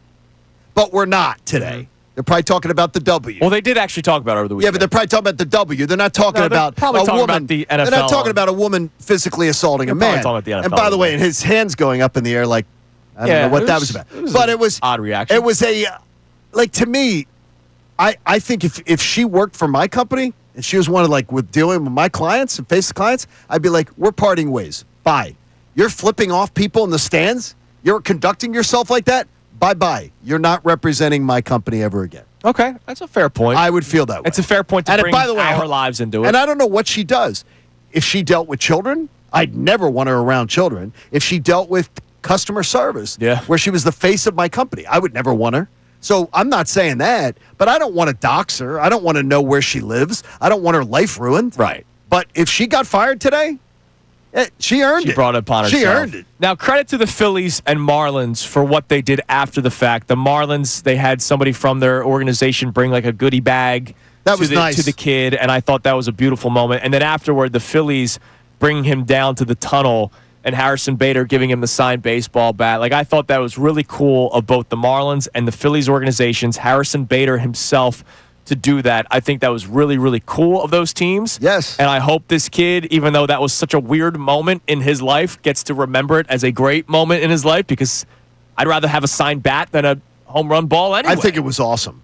And Harrison Bader, by the way, he has stormed onto the scene as a fan favorite. Well, and it's little stuff like that. How many times? Remember a couple weeks ago when we were talking about the Mets? I want to hate Pete Alonso, but I saw him having a catch with Phillies fans one day, at the ballpark, and I was like, damn. Gosh, he's it's so little good. stuff like that. Like Ben Simmons refusing to give anything, makes me hate Ben Simmons. Or the candy store incident with Ben Simmons, Right, remember? exactly. When he had his guards, blocking the door so kids wouldn't bother him at a candy store. And I see... Like a 12-year-old? When I see an athlete realize that they are so blessed to do what they do for a living, to take 5 minutes out of their day to help out other people or to take care of a kid, I think that's really cool. But this woman is... Based off of the 30 seconds that I saw her on TV and then the different angles from people's phones, seems like a despicable human being. It's terrible. And whatever she gets, she earned. But I don't need to know her name. No. I don't need to know. Karen Ball Snatcher's fine. Karen Ball Snatcher. That's her name. I think that was her, and that's not her. That is her maiden name. She goes by her maiden name. Oh, she does not. Ball Snatcher's Snatcher is her name. maiden name. She She did not change it when she got married. By the way, over a baseball. By the way, did you see her husband? He just sat there. Seriously, are you kidding me? He just sat there. Are you kidding me? I told you about the event I had. Yes, with the T-shirt. Over the free T-shirt, and Right. the husband just sat there with his head down. I mean, seriously, have some words. All right, coming up next. With your spouses, have some words. So we're going to add something to the show each Monday during the NFL season, not just because the Eagles play Thursday. We're going to do this every Monday. Each of us will give 3 observations from the NFL slate. You could somehow spin it into an Eagles discussion or just observations altogether. We will each have our own segment for it. John gets to start next. It's Kincade Salciunas, 97.5 The Fanatic. Now on 97.5 The Fanatic Sports Update. Turner exits with an injury. I'm Connor Thomas, and the Phillies took 2 of 3 from the Marlins over the weekend as the lead in the NL East is growing for them. It's up to 7 games, but unfortunately they couldn't finish off the sweep yesterday. They lost 5-4. Tyler Walker had a bit of a rough start, and much more troubling, Trey Turner pulled himself out of the game immediately after running down the first baseline in the 7th inning. A hamstring injury for Turner, and we're hoping it's not serious. Rob Thompson talked about the concern level after the game. Yeah, there's some concern there. Obviously, he's having a great year. He's a big part of this ball club, and want to keep people healthy, especially coming down the stretch here. So, yeah, we'll know more tomorrow. Turner will be getting some tests done today as the Phillies return back home, so we'll be holding our breath till we get later news. The Phils start a huge 4-game series with the Mets tonight at the Bank. First pitch is at 6:45. Aaron Nola faces Nolan McLean. The Eagles were active over the weekend, though they did not play. Of course, they already won Thursday night. They signed defensive end Zadarius Smith to a 1-year deal. He was part of the 1-seed Lions team last year in Detroit, 3-time Pro Bowler, so we'll see what he brings to the Birds' edge rusher group. We'll talk to Tim Kelly of On Pattison coming up at 9:10 for the latest on the Phils and Trey Turner. This update's brought to you by Electrical Workers Local 269 and the Electrical Training Alliance, the International Brotherhood of Electrical Workers Local 269, NECA, and the Electrical Training Alliance can offer a career with no college debt. To learn more, go to IBEW269.com. I'm Connor Thomas on your home for the best Birds coverage, 97.5 The Fanatic. Philadelphia Sports. Touchdown! Saquon Barkley!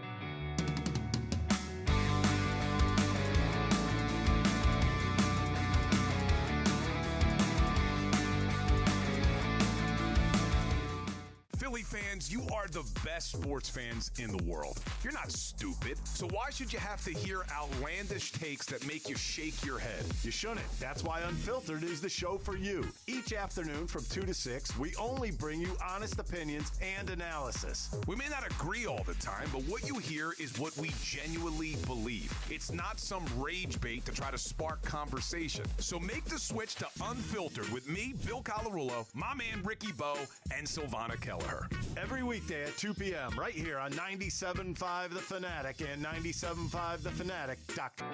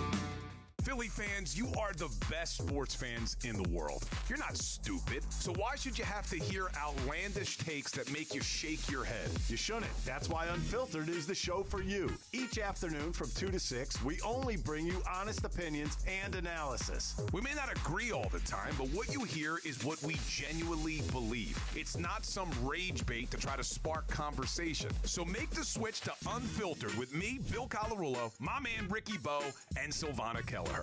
Every weekday at 2 p.m. right here on 97.5 The Fanatic and 97.5thefanatic.com.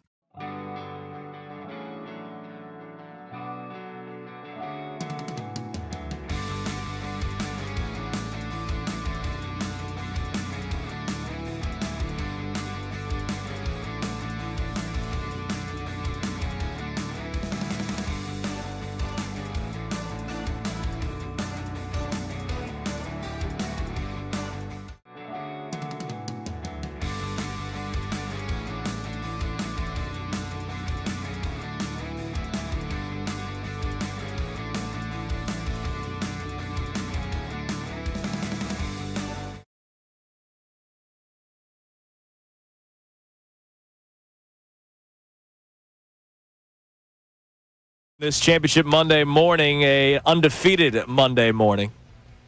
Love that. You gotta love hearing that, man. Gotta love hearing. It's brought to us by our friends over at the local Bryant Home Comfort Team. Visit opeybryant.com to keep your HVAC in the starting lineup. All right. Get get them to check out your stuff too before the cold weather. Oh yeah, you want to make sure that remember my heater kicked right as the cold weather started last year. So don't. That's what you got to do. Don't wait. All right. So here's what we're gonna do.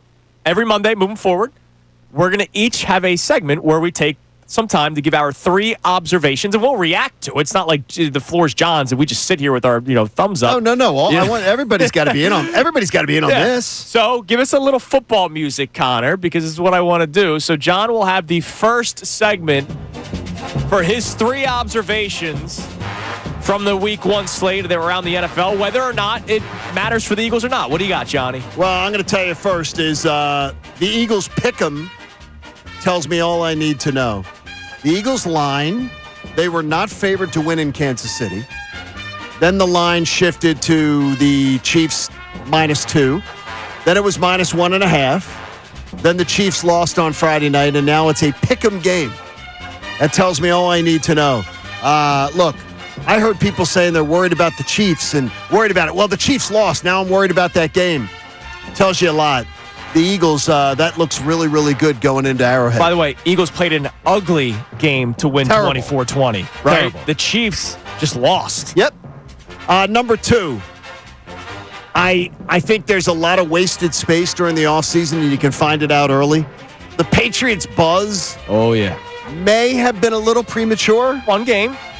But one thing that is not, and I constantly bang the drum about it, is the relentless Joe Burrow hype and the Bengals hype train.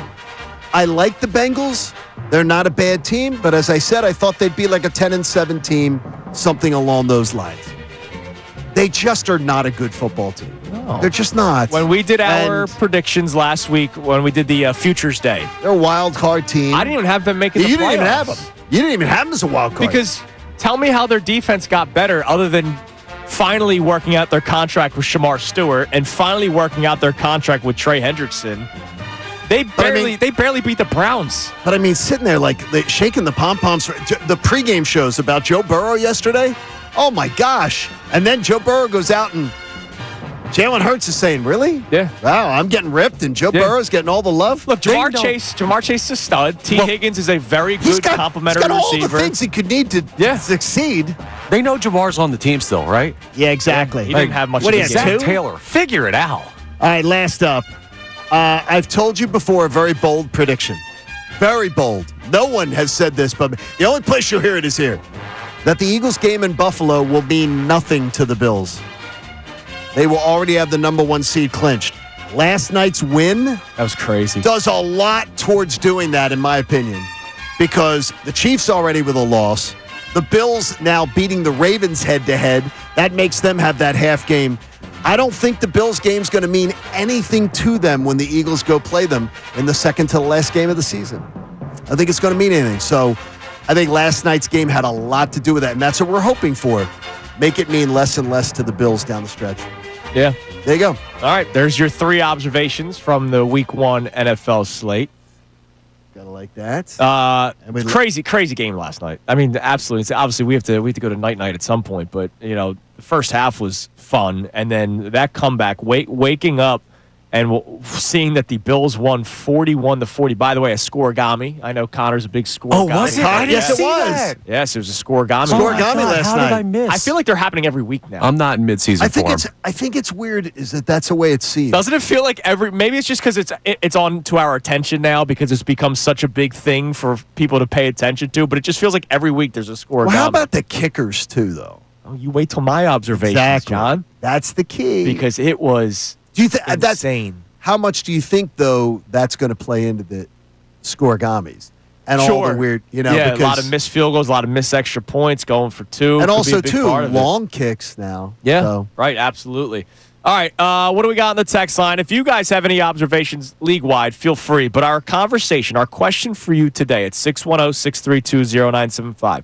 Because we had a chance to watch just football this weekend and not have to worry about getting ready for an Eagles game and the 4-hour tailgates and the game itself and the post-game press conferences, you were able to just watch Red Zone, or if you picked a specific game to watch, like the Commanders and Giants were on our local networks yesterday, you got to watch some of the NFC contenders. Did anybody stand out to you where you said, wow, that's a team that we got to be considered dangerous? That's a dangerous team. Or do you feel even more confident after Week 1 when the Eagles didn't even play their best game and they still won 24-20? What do we got on the text line, Connor, at 610-632-0975? Mike checks in here. He's got 3 observations from Week 1 in the NFL. First one, the Hawkeye used to determine first downs worked great, much better than seeing flags and chains be brought out on the field. Yeah. He hates the commercials on Red Zone, and the 40-second clock is making football too boring. We need more possessions, not 10-minute drives. Well, the commercials on Red Zone. All right, I'm glad they brought. You tweeted this and it was beautiful. I'm glad somebody brought it up because I was wondering if we would get into it. I put out a tweet at 1:55 yesterday because that was the moment we saw our first Red Zone commercial. It was a Wingstop, 15-second box. I tweeted out, just saw my first Red Zone, and I put it in quotes, commercial, because it's not a commercial that we're used to where you go away from the action for 2 minutes. Yes. I said, are we done complaining now? I understood the outrage, but now that we saw it, that wasn't bad even a little bit. I mean, seriously. And right away, people were like, this is just the beginning. I can't believe you're saying this. Like, what's going You're on? a shill for ESPN. It's like, first off, it was a 10-second Wingstop ad. First of all, ESPN didn't control it. I know. People don't understand that. It's okay, John. People don't seriously. read or watch or listen or whatever. It's okay. They get outraged. But it was 10 seconds. And it was during the Patriots-Raiders game that I had very little interest in. Like, very little interest in. And, oh, by the way, the game is still being shown. You just don't hear Scott Hansen for 10 seconds, or you don't hear whichever play-by-play is being done at the time for 10 seconds. I understand. The fact of 7 hours commercial-free football sounds beautiful, and it was for a long time. And do I wish it was still just 7 hours of commercial-free football? Sure. I do wish that it was. But yesterday, now that you saw it, did it really impact your life? Yes, Red Zone is ruined, and I will never watch it again. I mean, it was ridiculous. I watched for all 7 hours yesterday. I got to tell you, this is great. So, came up, we had a shout out to Ken Fox. One of our neighbors had his Wiener Fest yesterday. He has a big party called the Wiener Fest in the neighborhood. Wow. He has one of those gigantic grills with the rollers. He had his Wiener Fest. It wasn't what you're thinking. And so came back from that, set up the TV on the outside on the screened-in porch, was watching Red Zone. So Mark comes over, our neighbor. He'd never watched Red Zone until yesterday. Really? He said he never knew what Red Zone actually was. He saw Red Zone, and I think he was extremely, he was just, are you kidding me? He's going to want to have a Wiener Fest every weekend now. He's watching Red Zone. He's like, this is awesome. I said, it is. It is. Now, my wife can't stand it because she's like, what game are you watching? Constantly. Yeah, the whole movie. But thankfully, she was inside reading a book. So it was great. It was perfect. Red Zone was awesome. Yeah. And by the way, the commercials, come on. Stop it. You had an opinion. You don't want to move off your opinion, which was dumb.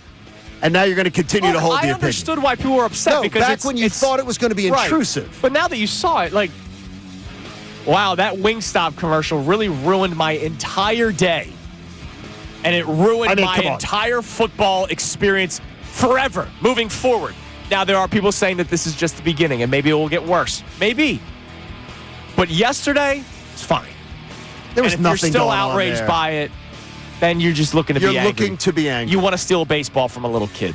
All right, coming up next, we have an update for you, somewhat, on whether or not there could be further punishment for Jalen Carter. And this time, it's not from the Eagles themselves. It could be from the league. It's Kincade Salciunas, 97.5 The Fanatic. Attention, Delaware Valley. 97.5 The Fanatics Unfiltered with Ricky.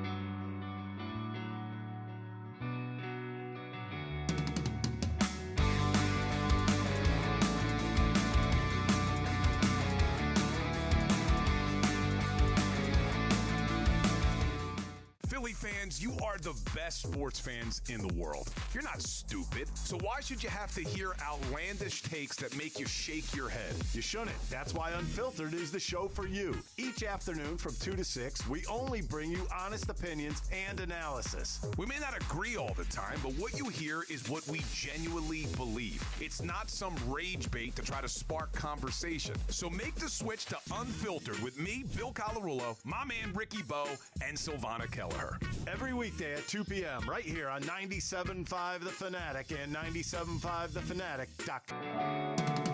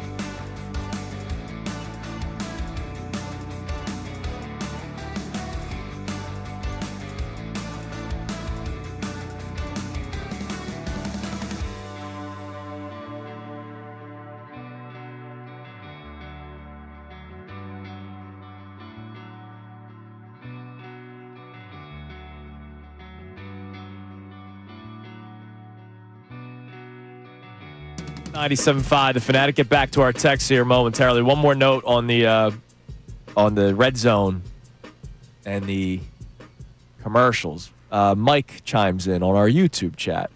Okay.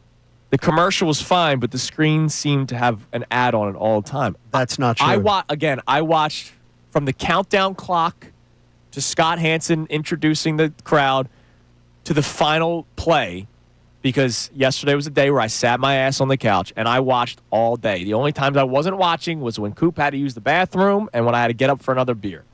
Maybe I missed the ads. Now, here's the thing is, though. Mike, may have been a flipper. Maybe. And just might have been unlucky. Bad timing. He may have seen it in the 3 minutes an hour. Right. When there's something on the screen. Now, there's a possibility of that. Could be. You could flip and go, wow, I see an ad. And the fact that it's noticeable, and it's in the box, you're thinking about in the box, and you're seeing it, and then you flip back later, and you just happen to hit it. Right. The 3 minutes an hour where there's things. The other 57 minutes when there's not an ad on the screen, he may have missed. Right. Yeah, we do have a texter checking in that says, here's what I'll say. We're each paying a special rate for Red Zone, so to then add commercials as a money grab is annoying. It may just be, hey, I'm paying this money to not see them. Sure. Look, I don't blame anybody that was upset when the news came out. Even though there was information right away about how many commercials and all that kind of stuff, my point is what I'm trying to ask, and if you want to chime in on it, because I know Red Zone's a big deal. It's a religious experience for football fans. You could text in, you could call in, 610-632-0975. Now that you saw it, now that you saw how the ads would be used, did it really affect your day? Did it really impact your enjoyment of the product? Because honestly, when I saw the first Wingstop ad, it was 10 seconds, and I turned to I was with my buddies Chris, Jack, and Jimmy, and I looked at them. I said, "That was it. That's the outrage. I'm fine." How about the Lowe's? Did you see the Lowe's ad that they had? Yeah, the Lowe's ad where it went to Lowe's took up a third of the screen, 2/3 of the screen was the action. They kept the action going, and the Lowe's was on the screen, and he read something about Lowe's. Yeah, I mean. That goes on all the time. Look, I'm not trying to be all the time. I'm not trying to stand up for big corporate America. I'm just saying, did it ruin your day? Because my day was fine. I had a great time yesterday. It was awesome. It was a great time. So I want to hear from people on it. All right. By the way, unpopular opinion though. What? I was a DirecTV person for a long, long you like time. the other one? Andrew Siciliano did a better job. Okay. I've never been I never watched the other one. Andrew Siciliano was smoother doing Red Zone. You bite your tongue. Scott Hansen is a demon. Scott Hansen does a great job. He does a great job. Former Philadelphia reporter, Scott It's Hansen. a really hard job, too. Oh, my God. That's a really hard thing to do. I imagine producers are in your ear all the time. Absolutely. You got to, it's very, very difficult. Yeah. But Siciliano, man, now he's the Browns play-by-play guy. Yep. So. All right, so Shefty over the weekend, yesterday, 7 o'clock in the morning.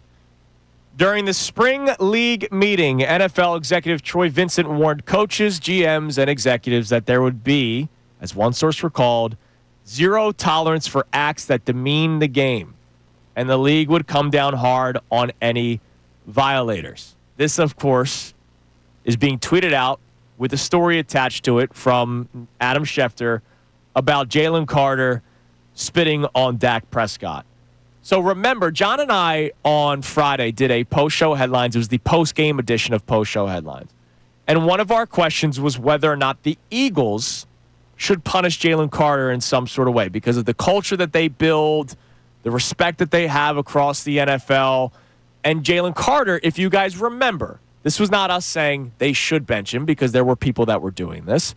This was us saying, hey, last year when he was late for team meetings, at least that's what the team told us, he was sat for what? The first quarter? First quarter. Against the New Orleans Saints? Against the Saints. Or was it the Falcons? It was either week 2 or the Saints week 3. game. Saints game. And then they unleashed him, and it was like the Tasmanian devil came. Right.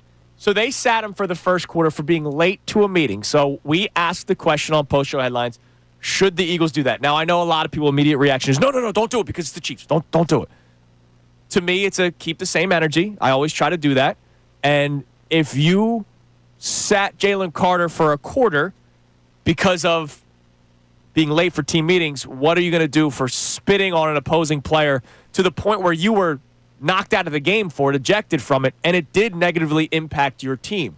Now, some people may say he served his time already because it was only 6 seconds into the game. So he missed all of but 6 seconds, and he didn't even play in the special teams. So he missed the entire game. But there is now a chance where the league may crack down on this. So we may have not wasted our time on Friday talking about what the Eagles could do. The question is whether or not the league does something about it. Well, I think that, first of all, Lamar Jackson may have helped them out last night. Yes, because that was worse. Lamar Jackson physically touching a fan and shoving a fan. Defending his teammate. Absolutely is worse. It's worse. Yeah. Now, that to me is one where then you just have to go, there's no precedent to suspend Jalen Carter. Right, you've been saying that. If I'm the Eagles, I absolutely would bench him for a quarter. If you benched him for being late for meetings, I absolutely would bench him for a quarter, and I don't give a damn that it's the Chiefs game. Because you have to say, there's the sheriff in town, and Nick Sirianni has to be the leader of men and say this isn't going to be acceptable. And show that nobody is above the law within his team. But I don't think I do not believe the NFL is suspending him. So, from Adam Schefter, at the very least, Carter will face a substantial fine. I think that's what it'll be. And he could also be suspended, sources told ESPN. A decision by the NFL is expected Monday. So today, according to sources, as the Eagles return to work and get ready for a Super Bowl rematch in Kansas City against the Chiefs. So we'll find out today whether or not Jalen Carter is just fined or will he be both fined and suspended. And I believe the Eagles would then challenge it, and they could maybe then push that back further than the Chiefs game. So they could either expedite it and say we're willing to risk the Chiefs game and just take what they get. Let's say he got suspended a game, they could just take their medicine against the Chiefs, or they could say we're willing to say we want a ruling, we want to go to a hearing, right, and then end up maybe losing him for the Rams game. I think, as Connor pointed out, much better to lose the Chiefs game if you're going to lose the game. NFC. Correct. Absolutely. All right, what do we got on the text line, Connor? There's your update on Jalen Carter. We will find out at some point today, so make sure you're listening to the Fanatic all day. Could break today or during this show. It could break with Ray. It could break with Unfiltered from 2 to 6. What do we got on the text line? We have a check-in here from Frank in Westchester. He's going back to that Zadarius Smith conversation. He says they might have had this in the works for a while. Veterans who sign after week 1 don't get full season guaranteed salaries. It's a jump to assume it's because of how the defensive ends played in week 1. Yeah, I think, look, I'm just going to guess. If Andrew Salciunas, was looking at the depth at the edge rushers, I would imagine Howie Roseman, the most successful executive in Philadelphia and one of the best in all of football, probably had a close eye on the situation. So maybe to the texter's point and to Andrew DeCecco, who texted in earlier, maybe it wasn't because of week 1, but I would imagine it was the entire training camp. Like, I looked at the depth of this team, and if it was not good enough to even dress Azeez Ojulari last Thursday night, I'm guessing the Eagles were already thinking about adding to the team. And it's nice that there's just this guy who had 9 sacks last year available. They kind of lucked out there with Zadarius Smith just sitting out there. All right, coming up next. Earlier today, we talked about, we just did now as well, the addition of Zadarius Smith. We found out last week that the Eagles did try to trade for another player that was available, that being Micah Parsons. We have some major details on what the trade could have been, and we react to his first game as a member of the Green Bay Packers next, who, of course, is one team we might be keeping a close eye on this year. It's Kincade and Salciunas, 97.5 The Fanatic. Now on 97.5 The Fanatic Sports Update. A hamstring issue for Turner. I'm Connor Thomas, and the Phillies took 2 of 3 from the Marlins over the weekend as their lead in the NL East continues to grow. It's up to 7 games over the Mets now. More on the Mets in a second, but unfortunately they couldn't complete the sweep yesterday. They lost 5-4 to the Marlins, and much bigger news, Trey Turner pulled himself out of the game after injuring his hamstring in the 7th inning, running out a ground ball. Rob Thompson talked about it after the game. Yeah, there's some concern there, obviously. He's having a great year. He's a big part of this ball club, and want to keep people healthy, especially coming down the stretch here. So, yeah, we'll know more tomorrow. Yeah, we don't have full information on that injury. We'll be holding our breath till we get definitive news on Turner, who gets an MRI today. The Phils start a huge 4-game series with those Mets tonight at Citizens Bank Park. First pitch is at 6:45. Aaron Nola on the mound against Nolan McLean. The Eagles, active over the weekend. They made a signing. Even though they didn't play, they added Zadarius Smith to a 1-year deal, defensive end. He was part of the 1-seed Lions team last year in Detroit. 9-sack season for him last year.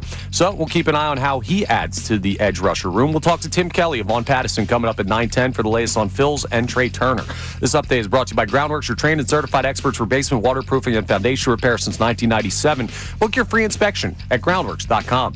I'm Connor Thomas on your home for the best birds coverage, 97.5 The Fanatic and 97.5thefanatic.com.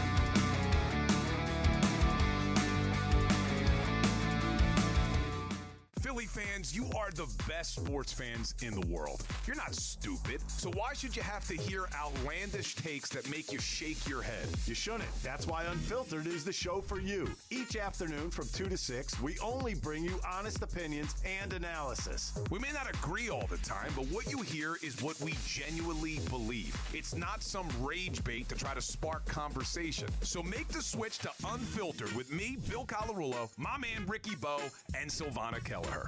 Every weekday at 2 p.m. right here on 97.5 The Fanatic and 97.5thefanatic.com.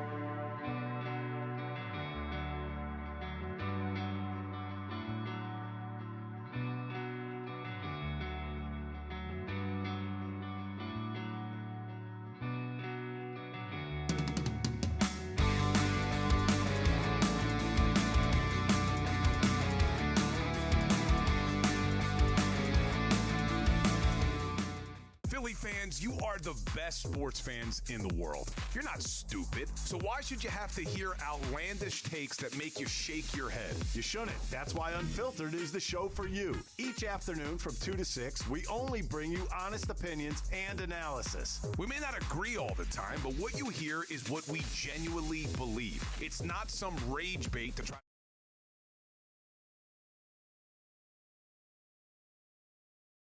Here on this championship victory, undefeated football Monday. How many more can I add to it? Eagles, of course, winning Thursday night 24-20. Yesterday, we had a chance to watch the rest of the NFL in action, and we saw teams in the NFC that a lot of people have circled. I think we all kind of had the same feeling that there wasn't a team that we were totally terrified of. But really only one team kind of their stock in terms of concern rose, and that was the Green Bay Packers. And every other team was kind of what we expected or we saw less of. Like, do I think the Rams are going to average 14 points per game? I don't. No. That Texans defense is very good. Nakua was in and out of the game, and yet when he was on the field, there was that connection between he and Matt Stafford that was really good. But we'll see what Matt Stafford's back is going to look like.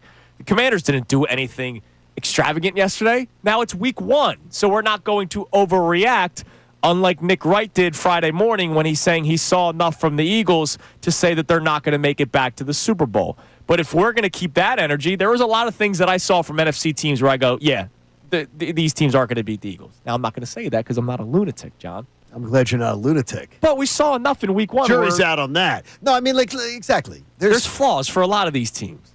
I know this. Any concerns that I walked out of Lincoln Financial Field with early in the morning of Friday morning after the delay are feeling a lot less concerning after what happened. Yeah, people were worried about the Eagles' defense. There was a lot of bad defenses. Oof, and they gave up 20 points. Yeah. To a Dallas team that has shut them out in the second half, John. I mean, seriously. Without their best player. Yeah, exactly. The key.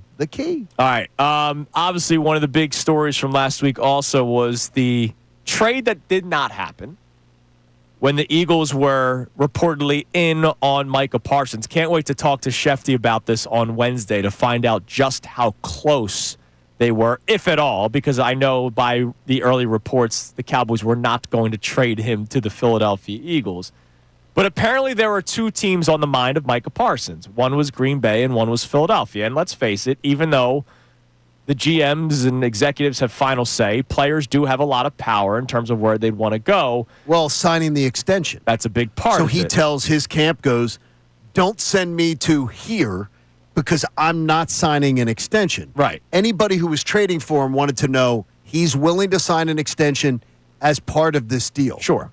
Green Bay and Philly, he was willing to do that. And so Jay Glazer over the weekend had the report of what the Eagles offered, not what it would have taken. What they offered? Isn't that what Shefty already reported? Did Shefty say it too? Okay, sorry. I mean, but it sort of sounded like the exact same thing, except he offered in among other things. Among other things, it sounded like the same report. So the report was 2 first-round picks, a third-round pick, a fifth-round pick, and then amongst other things, which could have been like a Nolan Smith or like a young player. It could have right? Because that was the talk for Myles Garrett. It was the talk for Trey Hendrickson. I believe they would have talked for T.J. Watt. I believe they would have demanded Jordan Davis.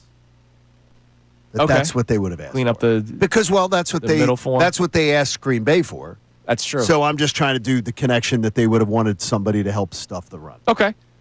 So 2 first-round picks, a third-round pick, a fifth-round pick, among other things. We don't know what the other things are. So let's just take the surface with the picks. 2 first-rounders, a third-round pick, and a fifth-round pick. And then eventually you would have to work out the contract to extend Micah Parsons, which Green Bay did right away. Micah Parsons is a stud, dude. He's a stud. So I would have still been interested. Like, I don't think I would have lost my mind if that trade happened because of how good of a player he is. I'm thrilled that they didn't do it. You're thrilled. I am. The more I hear about it, I'm thrilled because of the fact that I look at it and say, all that Howie's got to do in the next couple of years, as far as locking down the talent that he's already acquired, that he's already drafted, that he's already put in place, and they've got the salary cap in pretty good order. I don't the last thing I want to do is then go get into cap hell. Why do I want to do that? Like, why are you doing that? I'm getting into cap hell with a really good player. Yeah, but you're going to get into cap hell, then you're going to have to give up. So you're not going to be able to sign some of your young guys who are ascending. You're going to have to let them walk. You're not doing that. You're not going to be able to sign all these guys. Well, we have talked about eventually when those guys are up, there might be other players that we are in love with that might be gone. I mean, you've hinted at the A.J. Brown thing. I told you, I don't think A.J. Brown's here in 2 years. Right. And if they were to get Micah Parsons, I'm not sure A.J. Brown would be here next year. That they'd have to start freeing up space to start paying for it because you've got to pay Jalen Carter next offseason. Yeah. Unless you want to go into one of those uncomfortable situations. Yeah, you don't want to do that. And you don't want to do that. Well, there's something with this, too, that's a bigger conversation. Hold on 1 second on that. Sorry. You're listening to 97.5 The Fanatic, WPEN, WPN HD1 Burlington, Philadelphia, a Beasley Media Group station broadcasting live from the Comcast Business Studio, powering possibilities. What do we got? Damn right you are. So this goes back to the Jalen Hurts conversation because you bring up A.J. Brown. Like, this is why it's so important, I think, to see him have a great year and maybe take that next step of, like, the evolution of the passing game that we've heard so much about. Because eventually he's going to have to do more with less. Right. And that's why he's a huge, huge piece of this puzzle. Yeah, look, I mean, again, I don't like when people diminish what Jalen Hurts does because of the talent around him. But to your point, there is going to be a time where you're not going to have talent around you. Now, look, you could draft a wide receiver, right? Like, the Seahawks knew what they were doing drafting Jackson Smith and Jigba a couple of years ago, despite already having Metcalf and Lockett. The Buccaneers know what they're doing by drafting Emeka Egbuka. You have an oft-injured Chris Godwin, and Mike Evans is getting up there. So there could be a time. There are people that wanted the Eagles to draft Egbuka, if you remember. They absolutely did. A lot of people did. So boy, he's a hell of a talent. And he's a hell of a talent. Now, it would be an embarrassment of riches, and I thought there were bigger needs, and I'm glad they got Jahad Campbell. But we could see that this year. We could very well see an Eagles wide receiver being drafted in the first or second round for the Philadelphia Eagles in April of 2026. Sure, he could. You absolutely could. And I'd have to think that you're thinking about it. Yeah. Because you're going to have to free up some space. Because you're going to have to sign Blankenship. You don't have to think about it right now, but you have to start budgeting for stuff down the line. The Jalen Carter one's the big one. Then the Jordan Davis, if you want Jordan Davis. Then you're going to have to worry about Cooper, and you're going to have to worry about Quinyon. You got to worry about all those. Right, and your offense might become like a Grant Calcaterra as your tight end 1, a Jahan Dotson as your wide receiver 2, and I'm going to tell you're you, not going places. I'm going to tell you right now. You're not going places. Grant Calcaterra will not be this Grant team's number one Calcaterra. tight end. I know, but like that level of guy. Then you're not going to where this you've been. organization will draft a tight end high, just like they do. I'm surprised they haven't done it yet. I'm shocked that they didn't draft a tight end last year. Absolutely shocked.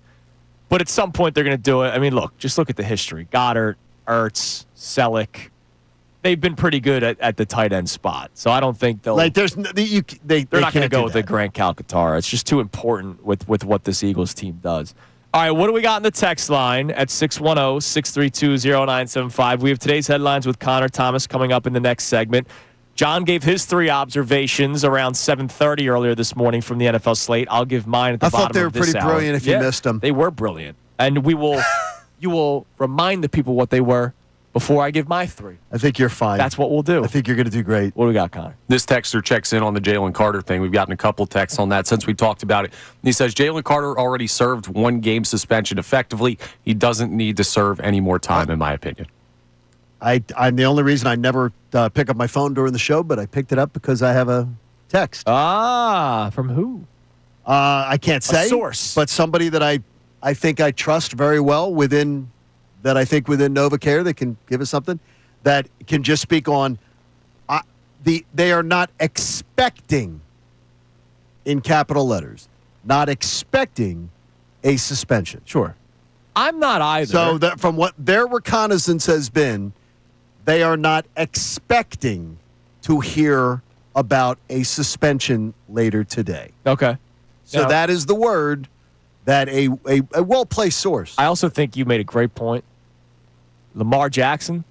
That might have saved them. If you suspended Jalen Carter for 1 game despicable, right? No, totally despicable. We're multiple days removed, and I still think it's a heinous thing for somebody to do, to spit on another human being.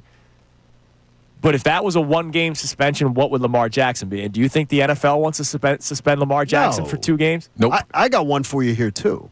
The one thing about that we didn't talk enough about on Friday, when we talked about the whole situation, is, again, just watch the video of Jalen Carter and Dak Prescott. And maybe the most egregious thing, watch where the football's placed.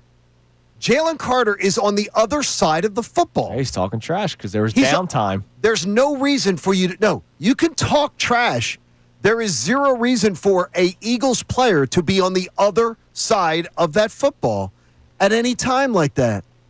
Jalen Carter was instigating the entire thing. Whether people are like, Dak was instigating him. No, the Eagles player being on the other side of that football. There's one Eagles player who's over on that side of the football, starting ish, and it's him.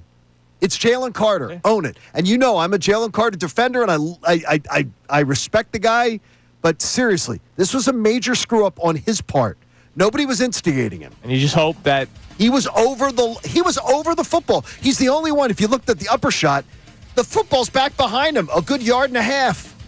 He's the one starting stuff. And you just hope that the expectations are true. That they are not expecting, in capital letters, expecting from my text. Yep, absolutely. All right, coming up next, we have today's headlines with Connor Thomas. And if this stat is true, I'll try to verify it during the break.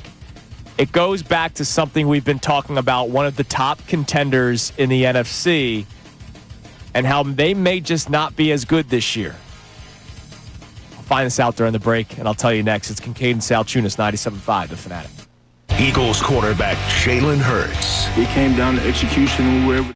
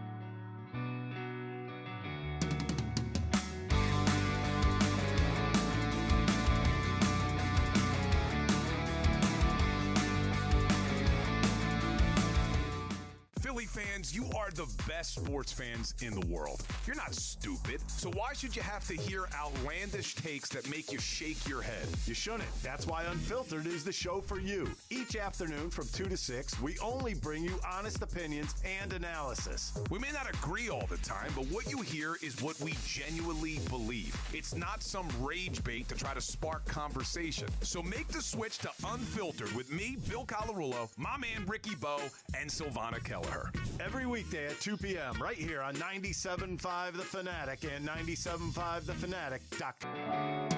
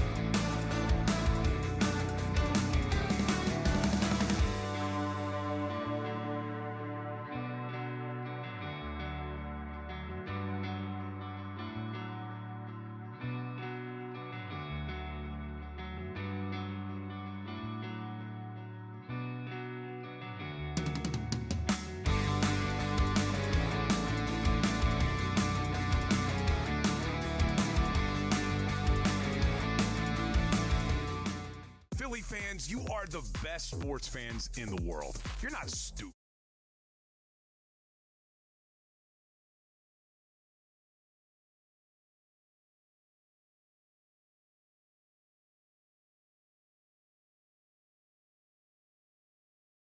Up here momentarily, but before that, I saw a tweet on social media. I didn't think it was totally accurate. It was more of a joke, but I did the actual time to see if it's real or not. Somebody, Did you really think her name was Karen Ballsnatcher? Oh. no. It's just a joke. Somebody put out a tweet that Jared Goff without Sean McVay and Ben Johnson's record is 0-19-1. And I go, well, I don't believe that's true because I remember that one game he won. His beautiful wife was celebrating in the bikini. Yeah, she was not his wife at the time. She was jumping for joy. And you noticed she was dumping. Yes. Yes. So, not entirely true, 0-19-1. But Jared Goff's record without Ben Johnson and Sean McVay is 3-18-1. Interesting. Now 0-7 his rookie year, right? Like, he doesn't start the season. He comes in. Correct. I'm trying to remember who would have, Mark Bolger? Like, who would have been the starting quarterback of the Rams? Well, wasn't it the last year of Sammy Sleeves? No, the coach. Well, yeah, Jeff. It was last year of Jeff Fisher. Last year of Jeff Fisher. 2016. So he was totally they quit on Jeff Fisher. Oh, it's Case Keenum was the starting quarterback to the first 9 games until Jared Goff took over. Ouch. And then year 1 in Detroit, after he gets traded, they go 3-10-1. Now, here's the deal. It's not just the record. That season, when he was the starter, 19 touchdowns to 8 interceptions. Like, that's very average. 19-8, that's fine. That's 2-1. That's fine. I mean, Jalen Hurts is 2-1 for his career. Right, but Jalen Hurts also does all the stuff with his legs. And I got you. The point I'm just trying to make, one of the things that we pointed out a lot this offseason was, who are the Lions without Ben Johnson and Aaron Glenn? And yesterday was not good. Now, was it because of the Packers being more of a formidable opponent for the Eagles in the NFC come playoff time? Or are the Lions going to be missing their coordinators this year? We'll find out. It's just 1 week but it was not a good start. No, for the it was Detroit not a good Lions. start. Not at all. All right, time now for today's headlines with Connor Thomas. Today's headlines with the Connor Thomas. As brought to us by the Lundy Law. For over 70 years, Lundy Law has been fighting for injured people. If you need them, remember the name Lundy Law, your injury lawyers. Visit LundyLaw.com. That's LundyLaw.com. So with the return of the NFL season, it's also the return of giant American flag season. And if you guys saw this, the Jets rolled out the full field flag for their opener against the Steelers. And somebody got stuck on it. There was a dude crawling across the American flag as they had it out over the field. I have no idea how it supported the guy. So that was the first thing I saw. I was like, dude, how strong are... Now, look, they're 100 yards long and, they're gigantic. Yeah. That can't be a flimsy flag. I guess displacement. I'm not a physics guy, but this guy was, standing tall. And plus, everyone's tugging the flag as hard as they can so they can do the waving. Why is the guy, more importantly, why don't you just stay stationary? what, just lay on the flag? Well, when they start waving it at the gotta end, get off the flag. he's going to be flying all over the place, It's anti-American. man. You can't be on the flag. Yeah, you can't be on the flag. I don't know how you got up there, though. Yeah, I did. Did anyone ever figure that out? Because I was trying to see. I understand the physics, trying to figure out how they were able to support the guy. My question is, how did you get there? You were trying to, I don't know. Climb over what? I don't know what you're trying to do. You know when the rain delay and they pull out the tarp and sometimes the guy gets caught underneath. That makes sense because you're running with it, and if you slip, you proceed to still pull it. They don't stop for the person that fell underneath. How did you get on top of it? It's week one for everybody, including the people holding the giant American Boy, I tell you, flags. whenever they opening games with the Jets, there's just danger. Oh yeah, all the time. Yeah, that's Jets football for you. So we not only had some great NFL action this weekend, but college football was in full swing once again. And you guys tell me if this is fair or foul, because there's clearly some beef between a high-level college coach and his former pro organization.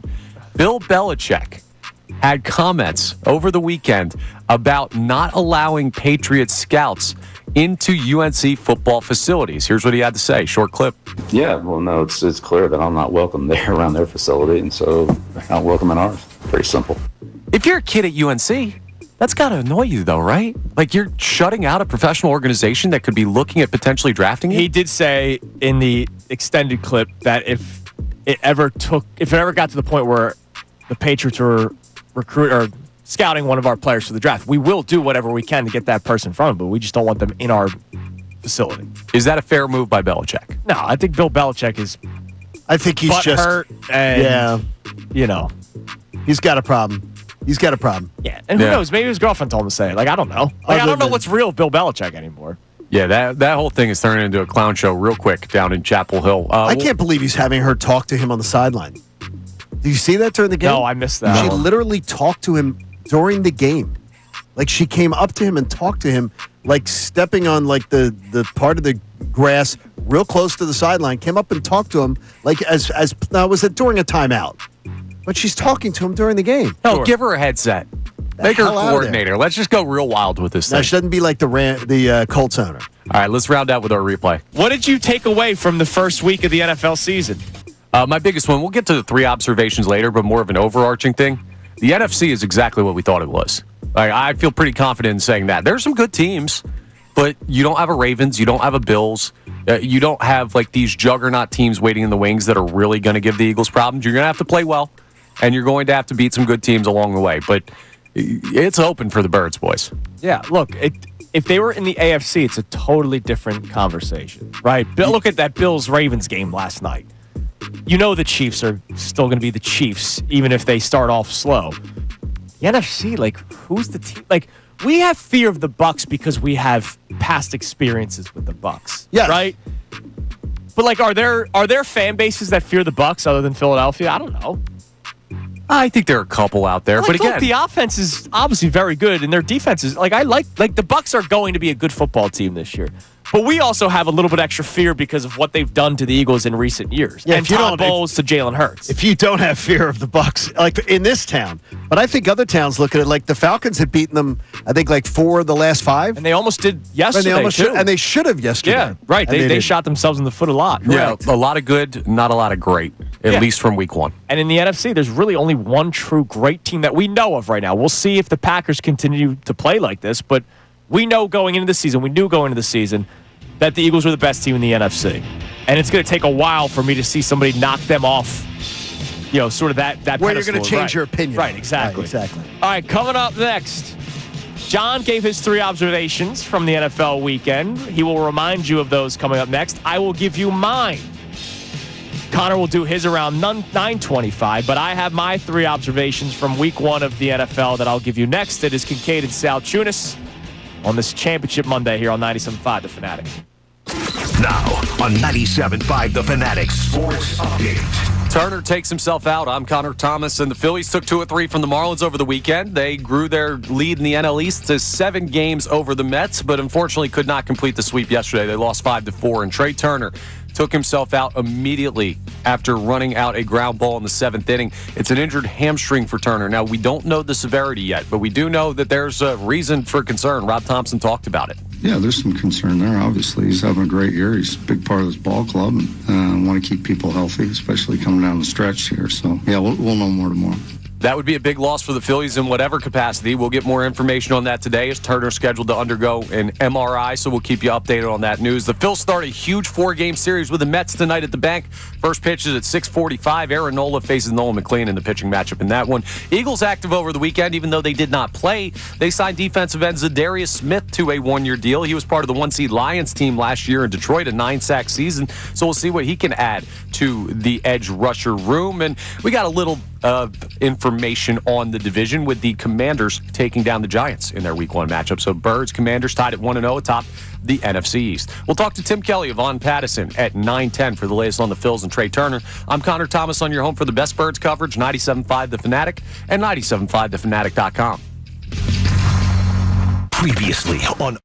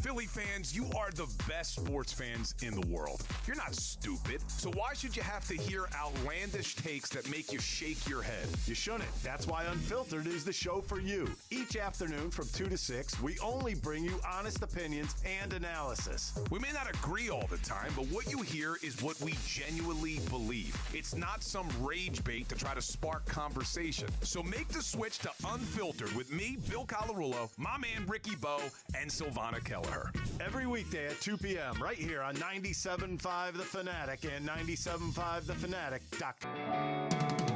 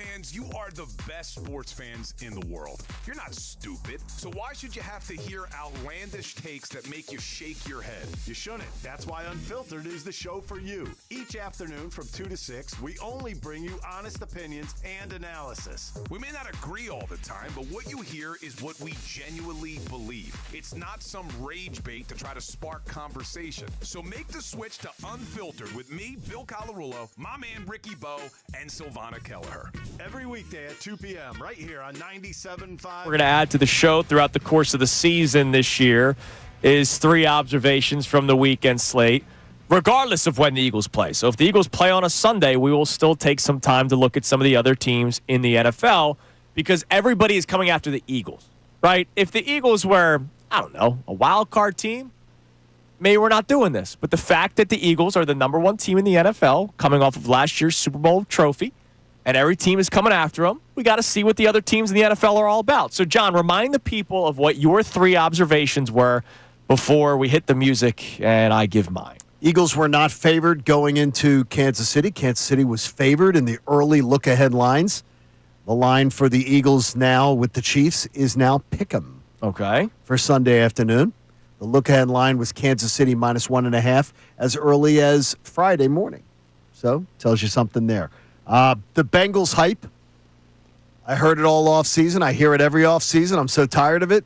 And again, they show me that they are not a serious organization. I still think they're going to be a backdoor wild card type team.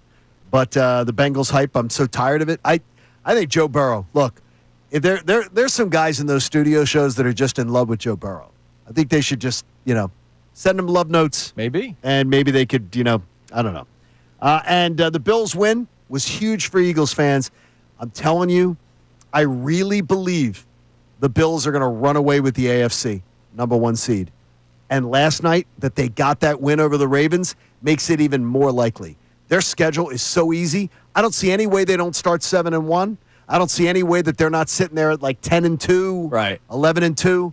That was huge last night because now they have the tiebreaker over the Ravens. And it's big for the Eagles. And the Eagles play them second to the last game. Commanders, Bills, Commanders are your final 3 weeks of the season. I'm telling you, I think it's a real good situation there, especially if the Eagles are fighting for the number 1 seed, that could be a great situation for them. By the way, on my handy-dandy FanDuel app, the Eagles now 1.5-point favorites. So not even a pick 'em anymore. Wow. A lot of money going so now toward a lot of the money going the Eagles' Eagles. way. And what does that tell you, too? People are hearing no suspension for Jalen. That could be it, too. Yeah, absolutely. You're smart. Those are the smartest people in the world, by the way.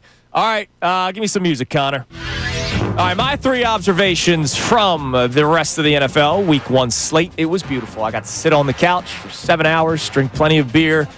My buddy brought his son over, so Coop and his little pal, they were in the basement for 7 hours. Just He didn't lock them in the basement. You just let them play. Wanted to. Good. We let them play. All right, my 3 observations. Number 1, something that I've been observing for years now, especially in the year plus of Kincade and Salciunas, 1.5 years. Yeah. LOL, you paid that quarterback what? How many times have you heard me say mediocre quarterbacks are getting paid because teams are terrified about potentially finding somebody better? I watched Tua Tagovailoa poop himself numerous times yesterday. 14 of 23 for 114 yards, 1 touchdown pass to 2 interceptions. Trevor Lawrence won, but Trevor Lawrence, again, getting paid $50 million, had a game. Brock Purdy, you got paid $50 million because you have to carry your team. They won. Yep. They won. They won, but another $50 million performance? No. Absolutely not. So, once again, I laugh at a lot of the teams that are going to do whatever they can to pay these quarterbacks or hold on to quarterbacks too long, like Carolina with Bryce Young, who had another bad game yesterday. And people were fooled by 4 weeks last year. Number 2, I'm not out on the guy by any means, John, but you knew that I was going to focus a lot on one of the week 1 games from a national level between the Panthers and Jags. Speaking of Bryce Young and Trevor Lawrence. Was it really worth all that to get Travis Hunter? The Jacksonville Jaguars moved up from 5 to 2. So they obviously swapped the first-round picks. They also gave a 4th-round pick, a 6th-round pick, and a 1st-round pick in next year's draft. For a guy that was supposed to play both sides of the ball, played more wide receiver than corner, which is weird to me because I thought corner was his better position. Now, game one of his whole career. But was it worth all that? That's something I'm going to be keeping an eye on. Because this is a guy, like, they tried getting him involved in the offense. There was a lot of gadget plays. There's a lot for a guy. Yeah. 1-0. Yeah. Panthers are a tough team. That's a big win. Yeah, sure. I watched that. I watched a lot of that game after their delay because they had an even longer delay than the Eagles did with the Storms and the Lightning. I was like, all right, he's a talented player. All that. All right, we'll see. Okay. Finally, the embarrassing weekend for the role players.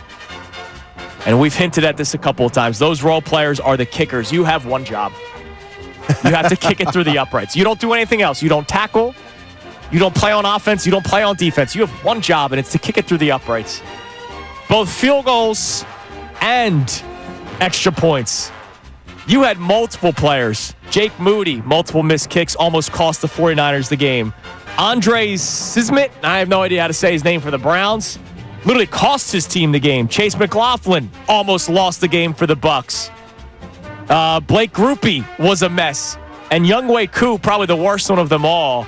Terrible. Missing a field goal. In a dome. And an extra point attempt in a game in which you lost by a couple of points.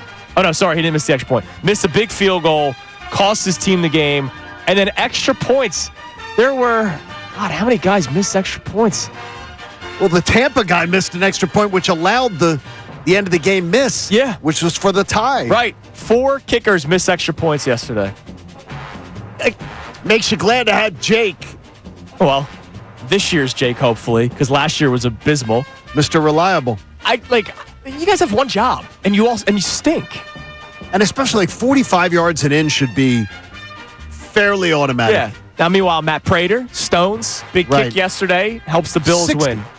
Helps the Bills win. Also, isn't he like 42 years old? He is up there in age. He's bounced around now. 41 years old. He just turned 41 last month. Oh, sorry to age you a little bit come there, on, Matthew. dude. What's wrong with you? But yeah, those are my 3 observations. The quarterbacks that I laughed at when they got their contracts didn't look all that great. I'm interested in trying to build a roster around Travis Hunter. All that you had to give up for him, and then kickers just stink.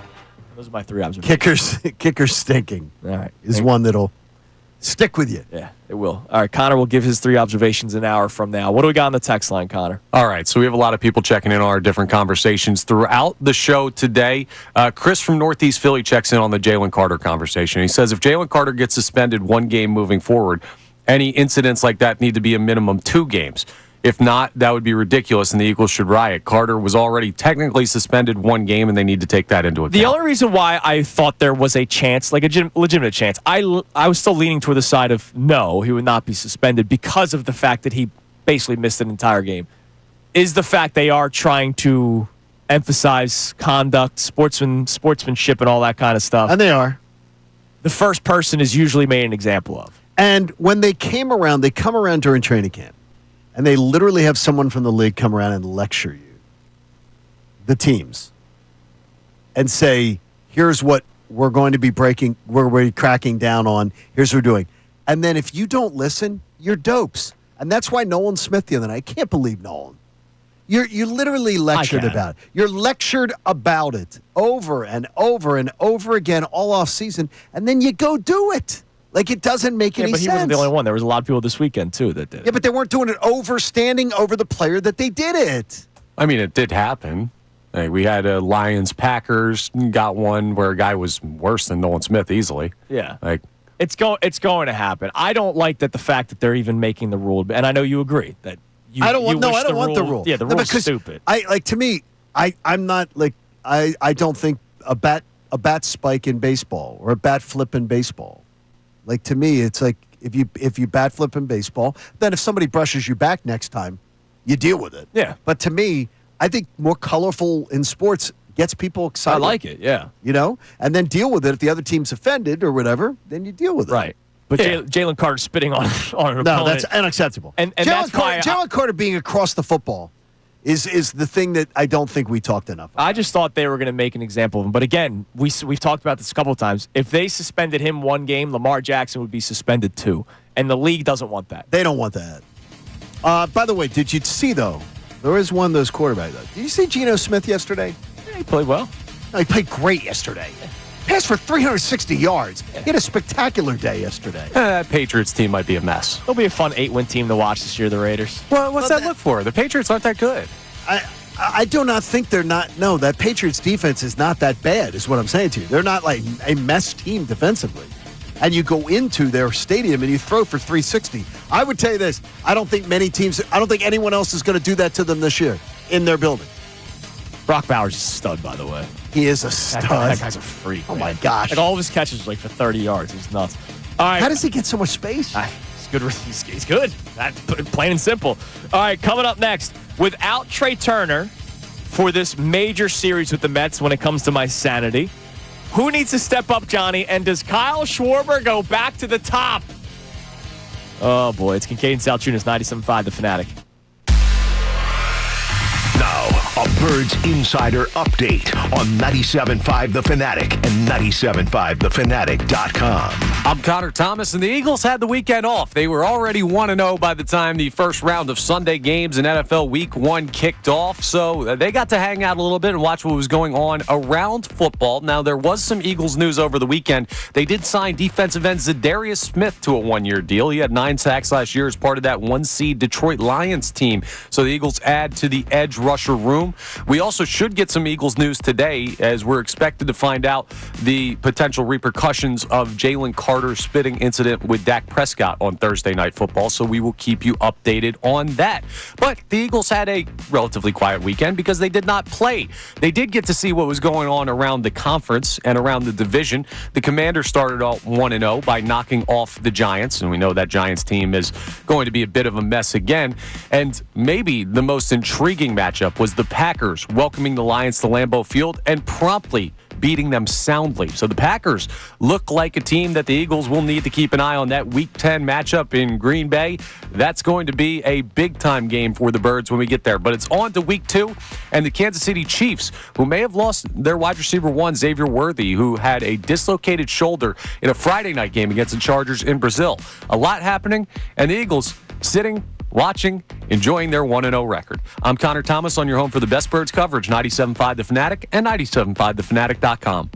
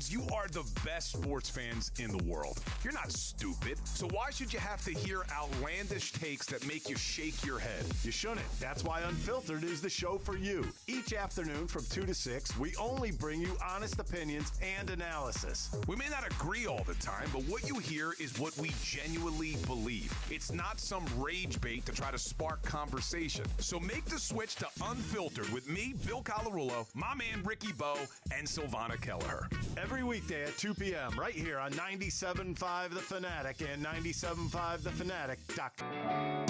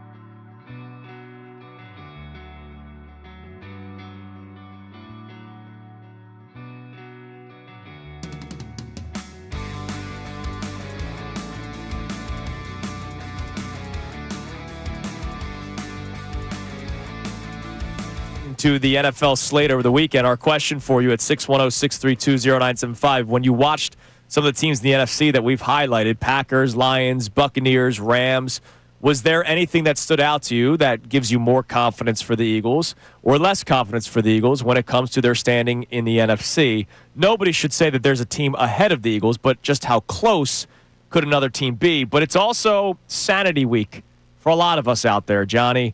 As the Phillies begin their 4-game series with the Mets at Citizens Bank Park tonight, it's going to be an electric atmosphere, especially now that the Eagles play on Thursday. We're well past Eagles week 1, so this is Phillies week for the next couple of days. And they play the Mets, and we know what the Mets did the last time and how a lot of us handled getting swept by the Mets. Didn't necessarily go over all that well. Now with Trey Turner being out for who knows how long, I would imagine it's a lock that he's out this entire series. I don't want them to push him back. No, I think it's a lock. Or rush him back, I think that is a lock. They got to be smart. Who needs to step up this series for the Phillies? Now, we finally saw Nick Castellanos back in the lineup yesterday. It's officially a platoon. So I can't even say him because I don't know what days he'll be in the lineup. Right? He's only going to face left-handed pitching, it seems like. Is that the move moving forward? Well, it looks like the move, right? And by the way, anybody complaining about the outfield? No, because they've been playing well since they've done this. By the way, David Peterson, I think, is the 4th starter of this series. Yeah. So, and Sean Manaea. So we'll see Castellanos in 2 games. Manaea and David Peterson, and then it will be Max Kepler in right field against McLean and Clay Holmes. But is it just straight up Harper? Is it Schwarber? Somebody has to step up. Is Harper going to step up? It's a good question. He had a weak ground out to end the game yesterday. Nice to see Harper step up. Kyle Schwarber had one of these times. It was nice to see Schwarber because Schwarber's been struggling. Got that RBI single, and now you had 2 on, 2 out, and Harper's quickly down 0-2, and then it's a weak grounder to end it. I'm telling you, that was a little disappointing. He did go yard in the game. I know. He's still not. It's a disappointing. This is not a Bryce Harper year. No, absolutely not. He's not doing what this. He is getting a little bit of a pass. Might be a little bit of a pass. Who needs to step up this series? To me, it's the head honchos. It's Harper and Schwarber. This is. Well, Schwarber's been anonymous since the Braves 4-home run game. I know, but he's missing in action. This is a big lights completely series Yes. I need my big light players to step up. Like, I'm not sitting here going, oh, man, I just need somebody from the daycare, or I need somebody like a Max Kepler. Like, no. Schwarber, Harper, let's go. It's your time. This is the time to do it. And more importantly, is that this is what you need. You need Bryce Harper. You need Bryce Harper to do something. You need Bryce Harper. I mean, I'm looking at it as he's got one hit, 0 hits, a 2-hit game, 0 hits, 0 hits, 0 hits, 0 hits, 3-hit game, 0 hits, 0 hits, 0 hits, 1-hit game, 0 hits, 1-hit game, 0 hits, 0 hits, 1-hit game. I mean, Bryce Harper is honestly how many walks in those games is obviously. I don't know. I'm not paying him. I'm not paying him to be a guy get walked. Well, the pitchers don't pitch to him. Come on. He's getting pitched to in some of those at bats. He's got to do a lot more. But if he's if one of those 0 for games he walked 3 times. All right, come on now. Seriously, it's a lot. Let's be fair. I'll be fair to you. Okay, I'm going to do the base on balls. 0 walks, 0 walks, 0 walks, 1 walk, 1 walk, 0 walks, 0 walks, 0 walks, 0 walks, 0 walks, 1 walk, 0 walks, 0 walks. Well, I'm saying to you, 0 walks, 0 walks, 0 walks, 0 walks, 0 walks. Sure. So he wasn't getting walks. Okay. Like, I mean, I was just asking. No, but I mean, we've watched those games. He's not doing anything. Yeah. He's not doing anything. It's not been a prototypical Bryce Harper year. And he's got it. And to me, he's getting a pass. Now, what do you do with the lineup? Because Turner, wow, believe it or not, you actually have a real leadoff guy on base. You do. And then Kyle Schwarber hits home runs and runs get driven in. You can't do that until Turner's back. So right away on YouTube, Colby checks in saying, I want Topper to go full analytic and lead Harper off. I think they're just going to go to all reliable. And put Schwarber up. I think they're going to Schwarber. It's going to be Schwarber. I think that's what they're going to do, too, and clog up the base pads. Yeah. Real quick, I got a different pick for who needs to step up, and it's not a hitter. Please. Yeah, I need this bullpen to act like they belong here. Right? Who are you, like, give me the... Everybody. Every single guy that throws out of this pen. The Mets have owned this bullpen every single time you face them. Like, I know what Bryce Harper is. I know what Kyle Schwarber is. And if they step up, great. We need them to. But I'm more looking at this bullpen saying, hey, yo, you got to show me you can get these guys out because you have not proven that. I've seen Kyle Schwarber hit a home run off the Mets. I've seen Bryce Harper hit a home run against the Mets. This bullpen needs to wake up. I think, like we say, we know what Bryce Harper is. Like, just for not on the Harper thing. It's just, again, but he's 70th in runs batted in baseball. Yeah. 41st in home runs. Well, I missed times. Yeah. 61st in batting average. 22nd in OPS. Dude. No, but for Bryce Harper, it's not what he's supposed to be to this franchise. He's not. I'm going to guess there's a lot of people waiting to see if he clicks in October. And if he doesn't, well, I mean, no, we're talking about but we got to be able to discuss the season. Sure. This season is a huge huge letdown. Yeah, it's an underwhelming season, but he is still Bryce Harper. Like, I'm not going into October saying, like, this guy is not good enough. I'm going into October saying you better figure it out. Can you just articulate that this season's not good enough? I just said it hasn't been a Bryce Harper season, but he's still Bryce Harper. Like, I want that guy on my team in October. Yes. Okay, well, we're hoping that that's going to be the case, but you can still have the regular conversation of what we're living right now is he is not doing what this team needs him to do. Yeah. This team could be in a much better situation if he was doing his job. What? To look at Bryce Harper and be like he's not a flip the switch guy, which I know is not what you're saying, but make the switch is unfiltered. He can be. Also, leadoff Bader? No. Who says no? Johnny? I say no. Come I on, say no. And believe me, I'm all over the Bader train. Good at bats, fast guy, great on the base paths, hitting the ball well. I almost don't want to mess anything up with Bader right now, Connor. I'm going to be the scaredy cat. I'm going to be the scaredy cat and just be like, yeah. Now here's another suggestion, and I don't want to do it because he's been playing well since they moved him down there. You go to stop. No. He was so horrendous. I know. No, don't do it. No. He's been finding ways to contribute. No. Can't do that one. I just wonder is that something that you do? Playing good baseball, man. It'll be interesting. They have options. That's the thing. They have some solid options that they can turn to. 309 since August 1st. 378 on base. He's been walking. I wonder what they do. It's going to be interesting to see because you have platoons in like 18 different positions. It's going to be interesting. And your leadoff hitter's out. Your Bader thing's interesting, though, Connor. I'll give you that. Let's see what Topper does. We'll be, listening to Unfiltered for when the lineup comes out. All right, coming up next, the return of our second opinion segment. Typically on a Tuesday, but the Eagles played Thursday, so we do it today. More observations now that we've had a couple of chances to sleep on it. Final thoughts on Eagles-Cowboys next. It's Kincade Salciunas, 97.5 The Fanatic. Now on 97.5 The Fanatic Sports Update. A possible big loss for the Phils. I'm Connor Thomas, and no, I'm not talking about them losing to the Marlins yesterday. They did fall 5-4 in the series finale, but the Phils took 2 of 3 down in South Florida over the weekend. The lead in NL East is up to 7 games. The potential big loss is Trey Turner, who pulled himself out of the game after injuring his hamstring in the 7th inning, running out a ground ball. And if the Phillies were to lose Turner for an extended period of time, that would be a major problem. He's been great this year. Rob Thompson talked about the concern level after the game. Yeah, there's some concern there. Obviously, he's having a great year. He's a big part of this ball club, and want to keep people healthy, especially coming down the stretch here. So, yeah, we'll know more tomorrow. Turner is scheduled for an MRI today, so we should have more information at some point before they take on the Mets. That's right. Yes, it is a big series with the New York Mets starting tonight. 4 games at the bank. First pitch for Game 1 is this evening at 6:45. Aaron Nola faces Nolan McLean. The Eagles were active over the weekend as well. They didn't play, but they signed defensive end Zadarius Smith to a 1-year deal. He had 9 sacks with the Detroit Lions and also the Cleveland Browns last year, in a year that saw him play for both teams. So we'll see what he adds to the edge rusher room. We'll talk to Tim Kelly of On Pattison for the latest on the Phils at 9:10. This update's brought to you by your local Can-Am dealer right now through October 31st. Take advantage of the Can-Am factory sales on select 2025 Can-Am side-by-side or ATV vehicles. Conditions apply. Visit your local Can-Am dealer for details. I'm Connor Thomas on your home for the best birds coverage, 97.5 The Fanatic and 97.5thefanatic.com.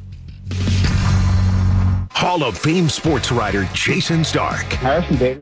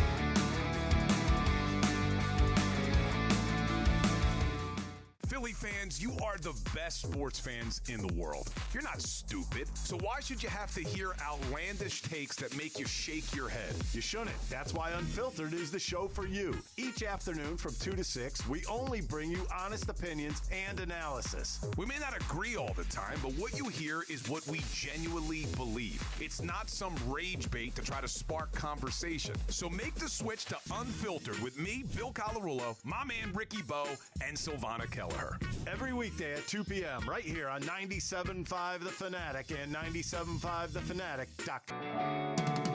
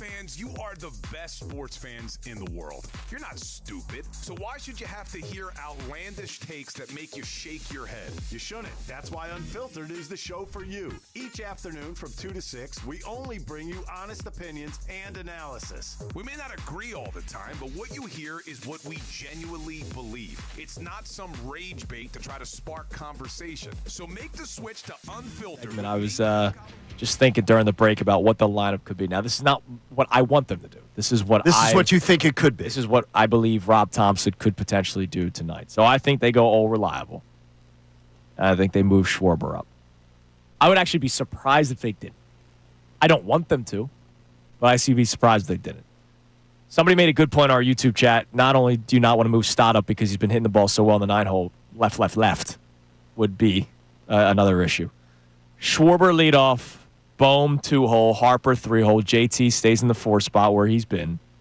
Marsh, Bader, Kepler, Sosa, Stott, because tonight they're playing the McLean, the right-handed pitcher, so that means no Castellanos in the order. Sosa has to be your shortstop. They're not going to slide Stott over. Nah.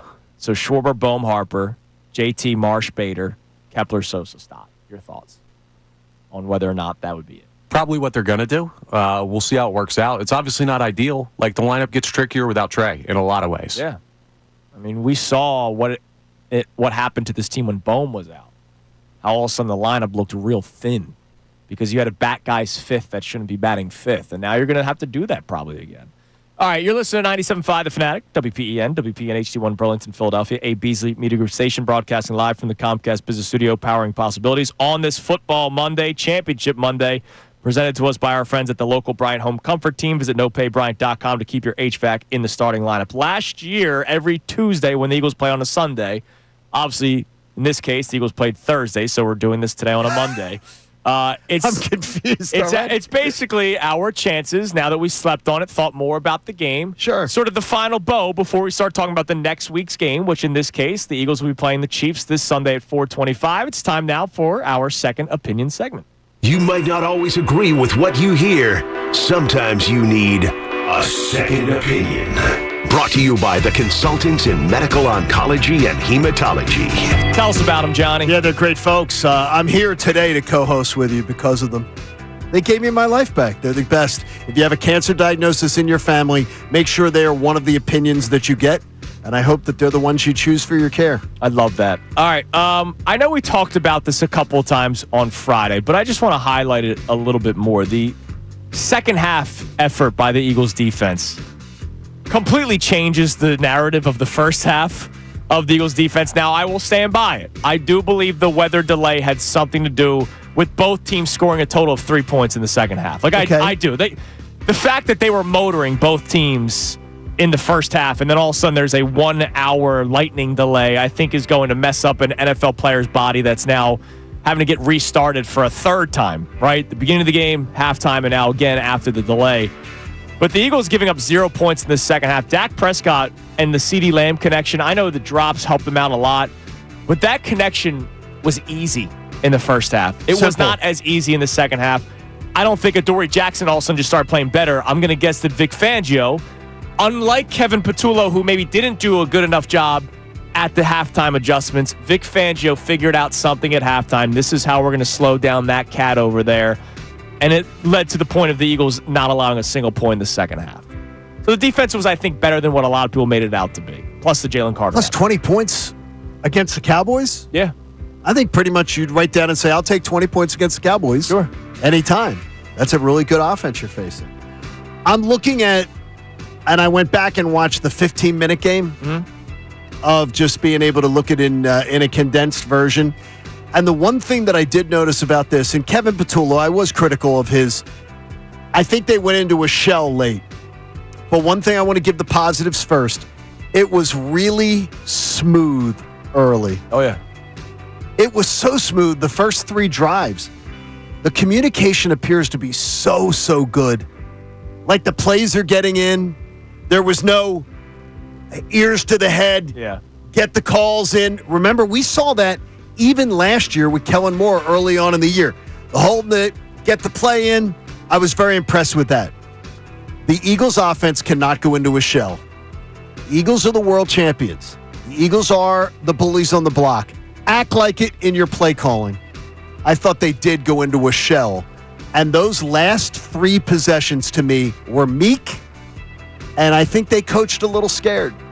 I want to see a much more aggressive game plan against the Chiefs, and I hope that that's what we're going to see. And hopefully it'll be a nice dry track on Sunday afternoon. Yeah, there wasn't let's go for the dagger. It was let's keep this lead. Yeah, and I didn't like it. All right, Connor? Totally fair. So, Defensive Rookie of the Year nominee Quinyon Mitchell. Defensive Rookie of the Year nominee Cooper DeJean. I think they overshadowed somebody. The Eagles nailed the Jahad Campbell pick, and he was really, really good. And because the bar was set so high by those 2 guys last year, I don't know that we're going to, right off the rip, give him the credit he'll deserve for what he did there. But, man, when I close my eyes and think about that game, I see him 30 yards down the field in coverage on a tight end playing like a safety, and he could get after the passer. And he was around the ball a lot for a rookie in his first action. I think he's going to be a really important player for the middle of this defense. Yeah, I think that's Connor, I can't believe that it hasn't been talked about as much. That's a great one. The bar's just so high, and I get it, right? Like how he's been drafting incredibly. I didn't want to put high expectations on any of the rookies. I didn't, because of how good DeJean and Quinyon Mitchell were. I didn't want to unfairly put high expectations on some of these guys. And look, the Campbell, there was the injury stuff, like why did he fall? But everybody at camp was saying, yeah, this kid's a real deal. And we saw it on Thursday. I mean, he's a stud. And who knows? Let's say he couldn't play. Let's say the injury did actually bother him. With Jalen Carter getting ejected, it would have been Jeremiah Trotter Jr. Who knows how the game goes? I can't wait to see him with, Jalen Carter in the lineup. It's going to be awesome to see. That's like a scary defense. It's a great one to see. Nolan Smith likes hitting people. Jalix Hunt likes hitting people. Jalen Carter's just a scary person. General. I have one for you on Sunday's game. What we got? This upcoming Sunday? Yes. Heat wave heading into Kansas City this week. Okay. Friday 94, Saturday 95. Sunday, it cools a bit, 91. Pickle juice game. Game time temperature by kickoff supposed to be around 89 on Sunday afternoon. So Eagles got to prepare for that. And I don't want to hear anything about the Heat. Sure. I don't want to hear one excuse about the Heat. So now, one thing, when I think of heat wave, I also think about the storm that cools it off. Is there none. Nothing in the forecast? There's like zero chance that there's any kind of concern about that. So it's not coming. Any heat waves in Clearwater in a couple weeks? No, we have, but we are getting closer and closer to that one. Damn right. Can't wait for that. Philly Sports Trips. By the way, yes, Philly Sports Trips. Awesome Thursday that they had Rob McElhenney there and Glenn Howerton from Always Sunny at the tailgate. This is why Philly Sports Trips is the best, man. It's at home. Not only is the road tailgate's amazing, their home tailgate, they had 2 major, Hollywood stars. Alito will be with us down there too. Can't wait. Shepard will be there. I mean, John Kincaid's going to be there. I can't wait. They got big pockets if John Kincaid's going to be there. All right, what do we got in the text line at 610-632-0975? By the way, thank you again to CMOH for sponsoring I love the Second Opinion consultants in medical oncology and hematology. The Sprandios, big fans of the Eagles. Love that. Big Eagle fan. Oh, by the way, and one more thing before the text line. I'm rocking my Temple today. You are, because we're 2-0, baby. Another big win. Look, 2-0. I wasn't really worried about Howard, but man, this upcoming Saturday, we got the Sooners in town, Johnny. Okay, do I make a wager? Do you make a bet with your? Do you have to? Are you required to bet one of your friends? Required? Like, are you required to make a bet with one of your friends? Like my buddy Josh is a huge Oklahoma Sooner fan. Okay. Am I required to bet? Now, look, I'm not expecting the Owls to be able to. 24.5, by the way. Is that the line? 24.5 point favorites. So am I required to take that bet? No. I mean, because it's my alma mater. I mean, it's home. And look, I'll say this. I'm going to the game. I will take the Owls plus 24.5 because I need something with a rooting interest. Because I will tell you, I don't think that they're going to shock the world and take down the Sooners. But if they play a tough game, that'd be great. That'd be awesome, dude. That'd be great. Hey, take the bet. Why not? I think I have to. Take the bet. Okay. All right, what do we got on the text line? Jeff from Norristown checks in and says, the only team that looks like a real threat is the Packers. Week 1 is impossible to judge who is elite versus stanky, aside from the Giants. Side note, could we get one more pig from Shrek from Salciunas? I mean, I can't just do it. Lord Farquaad. It's not bad. I love that. He huffed and he puffed and he signed an eviction notice. Come on, man. I love that movie. It's a great movie. They're great, and the pigs they're hilarious. I think they're my favorite characters that aren't like Shrek and Donkey. You're not a gingerbread man? He's pretty good. Not the gumdrop buttons. I mean, he's pretty good. I do like, yeah. Pinocchio's hilarious. They went a little weird with the Pinocchio. Farquaad. He's wearing a G-string in one of the movies. Lord Farquaad is great. Oh yeah, he's great. That is a Tiny little man. That is an underrated, that's a Disney, right? Yeah, that is Disney, I think right? Pixar. Yeah, DreamWorks. I think that is absolutely underrated. Duloc. One of the yes, things are looking up. Yeah, here in Duloc. It's a fantastic great movie. Have you seen the musical? No. Oh no, you would love it. No, you'd love it. I'm sure I would. I've not seen it. Why did you scoff at that?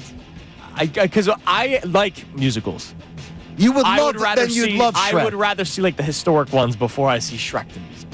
What do you mean the historic ones? Hamilton and stuff like that. Wicked. No, Wicked's awesome. Les Mis. Oh, you're talking. No. You would much rather what? You'd much rather go see Shrek. No, but if I'm going out of my way, like I feel like as to honor the musical. You want to be cultured? Yeah, please stop it. Like Shrek. Like come on. Shrek's fantastic. I saw the one with the Clay Aiken. What's the the spoof off I don't Monty know that Python? One. Oh, jeez. I forget. Really, I didn't know that one. All right, coming up next. What's the latest with Trey Turner? What do the Phillies do lineup-wise? Tim Kelly from On Patterson joins us next to answer those questions. It's Kincade and Salciunas, 97.5 The Fanatic. Eagles quarterback Jalen Hurts. He came.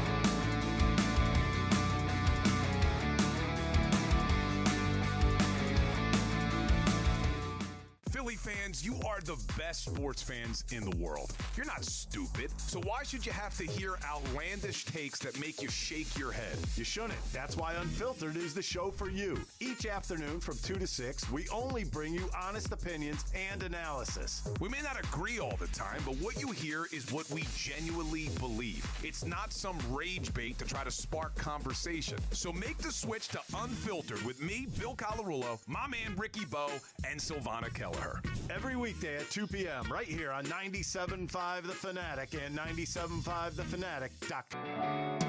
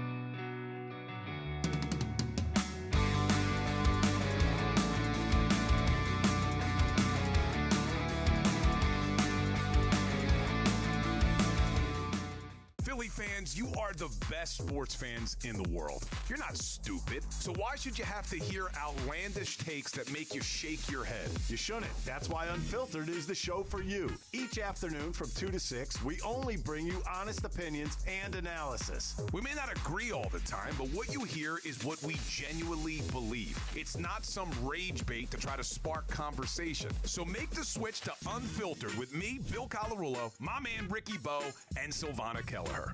Every weekday at 2 p.m. right here on Of musicals, less than sign, I love the Dallas Cowboys. It's not He right, likes man. musicals less than the Dallas Cowboys? I guess. Or Wow. somebody saying that. I don't know. Look, I'm Wow. my sister was in the musical theater. I back in can. the day, so I was. There's a lot of great musicals. I was brought into it at a young age. I found it like an appreciation. Wicked is fantastic. Like, I'm is not- a Wicked. I think Wicked is the one that could get anybody. Good. Anybody who is like, right. Look. I'm too manly to like a musical. That's We're exactly pro what fine it is. arts here on this I'm too- program. This is a fine art show. I'm too macho to like a musical. Yeah. Guys don't like musicals. Yeah. Real men cry, Mopar. Yeah, they do. All right, joining us now on the Comcast Business Hotline. Every day in business is a big day. Let Comcast Business help you move forward with what's next. This man does a tremendous job covering the Phillies, and man, do we have a lot of questions for him after this weekend. On the beginning of Sanity Week between the Phillies and Mets, from on Patterson, Tim Kelly joins us. Tim, good morning. How are we? I'm good. Good to talk to you guys again. It's always great having you on. And right away, we talked about it a couple segments ago. What will the Phillies do now that Trey Turner will miss some time? Is Kyle Schwarber back in the leadoff spot, or do we see Rob Thompson get creative? I would anticipate Kyle Schwarber's in the leadoff spot, but we'll see against righties. Maybe they try Bryson Stott again there since he's played well recently. But, I think Kyle Schwarber, personally, I'm not sure I ever would have removed him from the leadoff spot, but certainly Trey Turner's done a tremendous job being a table center this year. Can you ask me, well, you're a baseball man. You cover the team. Can you tell me why you wouldn't have moved Schwarber? I hate it, quite frankly. Especially now with the results that we've seen of him not batting leadoff. Well, they won a lot of games with him leading off. I think if you told me at the beginning of the season you got this version of Trey Turner, then it makes sense. But, Kyle Schwarber, you won a lot of games with him. He was comfortable, and I do think there's something to you lead off the game and you're winning 1-0. Yeah, I like being up 3-0. I'm looking at the 120 runs batted in going into with 3 weeks left. But he's been in a bit of a slump. Do you see anything?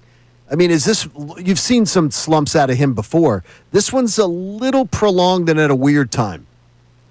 It is, because outside, he was struggling coming into that 4 home run game as well. So it's kind of on the bookends of that amazing performance. You've seen some struggles. So I think with him, you tend to think he's going to be fine. He's like the definition of a player that shows up in game 1 of the playoffs, and no matter what's been happening, he's going to perform, and you don't worry about him. And for most of the season, he hasn't been mortal. So I think that's why it stands out. It would not shock me in the least today, whether he's leading off, whether he's hitting second, whatever, if he comes out and has a statement game today. So of any player in the majors, Kyle Schwarber is one of the ones I worry about the least. We obviously don't know the extent of the injury for Trey Turner, but how careful do you think the Phillies will be, considering the injury he dealt with last year and considering we're in the final month of the regular season?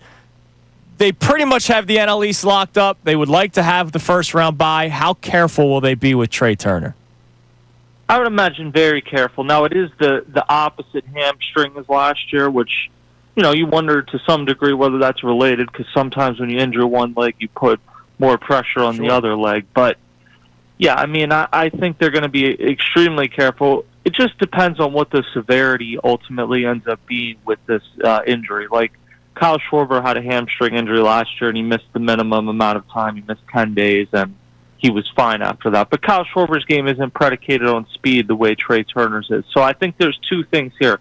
A, how long is he out? And then B, when Trey Turner comes back, what version of Trey Turner do you get? Because you've seen it this year.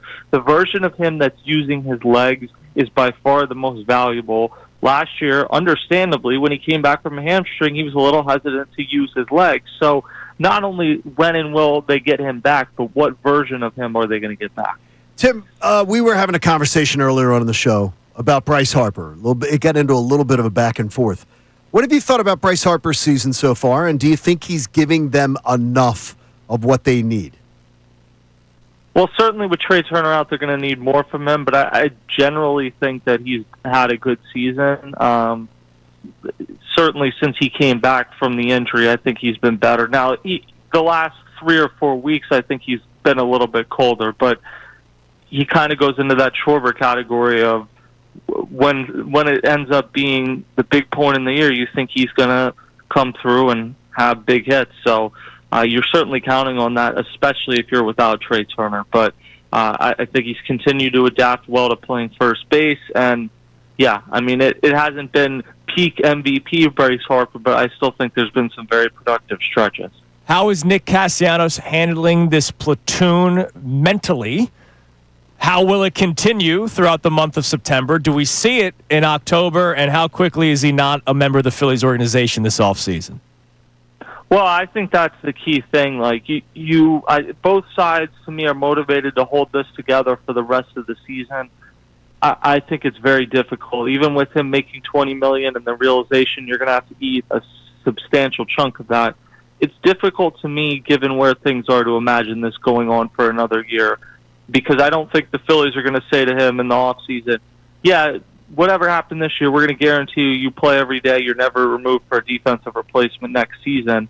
And if they're not going to do that, then he may want a change of scenery. But ultimately, I saw in Miami this weekend to Scott Lauber, he basically said it's about the team, like kind of what I think we would have expected him to say previously. Mm-hmm. He said that this weekend. So I get it. He's frustrated, but his performance kind of dictates how they've gone to this point. And the fact that Max Kepler's played better, that Harrison Bader has made an impact, it's the right move. And I think as long as they continue to play well, regular season playoffs, whatever, going with this platoon works. I know people don't like platoons, but the Phillies don't have Gary Maddox and Shane Victorino and Jason Worth in the outfield right now, so they got to get creative.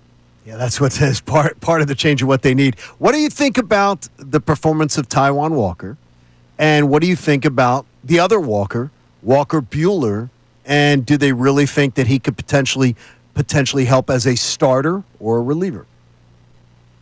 Well, I mean, Taijuan Walker has been significantly better than a year ago. I still would have a difficult time imagining him taking the ball in the postseason. So it's a remarkable story, his turnaround year to year, but I still think he's more of like a regular season fill out 162 games. Walker Buehler, the performance from what I saw over the weekend was not great, and as great as he was at one point with the Dodgers, since the second elbow surgery, you've now had 2 full seasons, and I get he pitched well in the playoffs last year, but his ERA is over 5. So it's worth, because you're so thin on pitching depth, taking a flyer right now. You go to the 6-man, you help preserve Suarez and Luzardo until the playoffs a little bit, but I mean, this is hope for the best, but I don't have high hopes necessarily on what's going to come. We'll see. We'll see. Tim will put high hopes in there. He did put high hopes in. By the way, Tim, congratulations on a year with On Patterson. Yes. I know you guys you launched something new, and it's something that I frequently visit. So congratulations on that. I appreciate it. It's been there's challenges for sure, but I appreciate everyone reading. Well, Tim, you're doing a great job, man. We love talking to you, and we're all going to be paying attention to see what Wednesday. That lineup looks today. And John, we'll see you on Wednesday. I'll see you Wednesday. I chose Wednesday because of Christopher Sanchez. Does that make me a bad person? No, I think that it's good planning. I chose that one. Thanks, buddy. Tim. Have a great day, man. All right, see you guys. There's Tim Kelly from On Patterson on the Comcast. I wasn't going down for a Nola start. Yeah, I wanted to go down tonight, but unless I'm like, you wanted to catch a home run for ball. a souvenir, yeah. I'm not going down. No, you could have stolen the souvenir. You could have demanded the souvenir back. Karen Ball Snatcher's doing that. All right, coming up next, John gave his first. I gave mine second. Connor will give his 3 observations from the weekend slate of the NFL. Also, we'll go through the pitching matchups of this major Sanity series between the Phillies and Mets. It's Kincade and Salciunas, 97.5 The Fanatic. Now, on 97.5 The Fanatic Sports Update. Some concern about Turner. I'm Connor Thomas, and the Phillies took 2 of 3 from the Marlins over the weekend as their lead in the NL East grew. 7 games now over the Mets, but unfortunately they couldn't finish off the sweep yesterday. They fell 5-4, and much more concerning is Trey Turner pulling himself out of the game in the 7th inning after injuring his hamstring running down the first baseline. Rob Thompson talked about the concern level after the game. Yeah, there's some concern there, obviously. He's having a great year. He's a big part of this ball club, and want to keep people healthy, especially coming down the stretch here. So, yeah, we'll know more tomorrow. Turner's going to get an MRI today. We should get information on that later this afternoon, but we'll be holding our breath. He's a big part of this team. And the Phils, well, they got a big series that they're going to have to find a way to make up for the loss of Turner. 4 games against the Mets start tonight at the Bank. First pitch is 6:45 for Game 1. Aaron Nola against Nolan McLean. The Eagles active over the weekend. Even though they didn't play, they signed defensive end Zadarius Smith to a 1-year deal, adding him to the edge rusher room. He was part of the 1-seed Lions last year, had 9 sacks between his time with Cleveland and Detroit in the 2024 season. So we will see what he adds to the Eagles' edge department. Also, we saw that the Commanders start out 1-0 in the division, and the Packers taking down the Lions looking pretty darn good. So the NFC, something to keep an eye on. I'm Connor Thomas on your home for the best Birds coverage, 97.5 The Fanatic and 97.5thefanatic.com. Eagles head coach Nick Sirianni. In the first half, I think what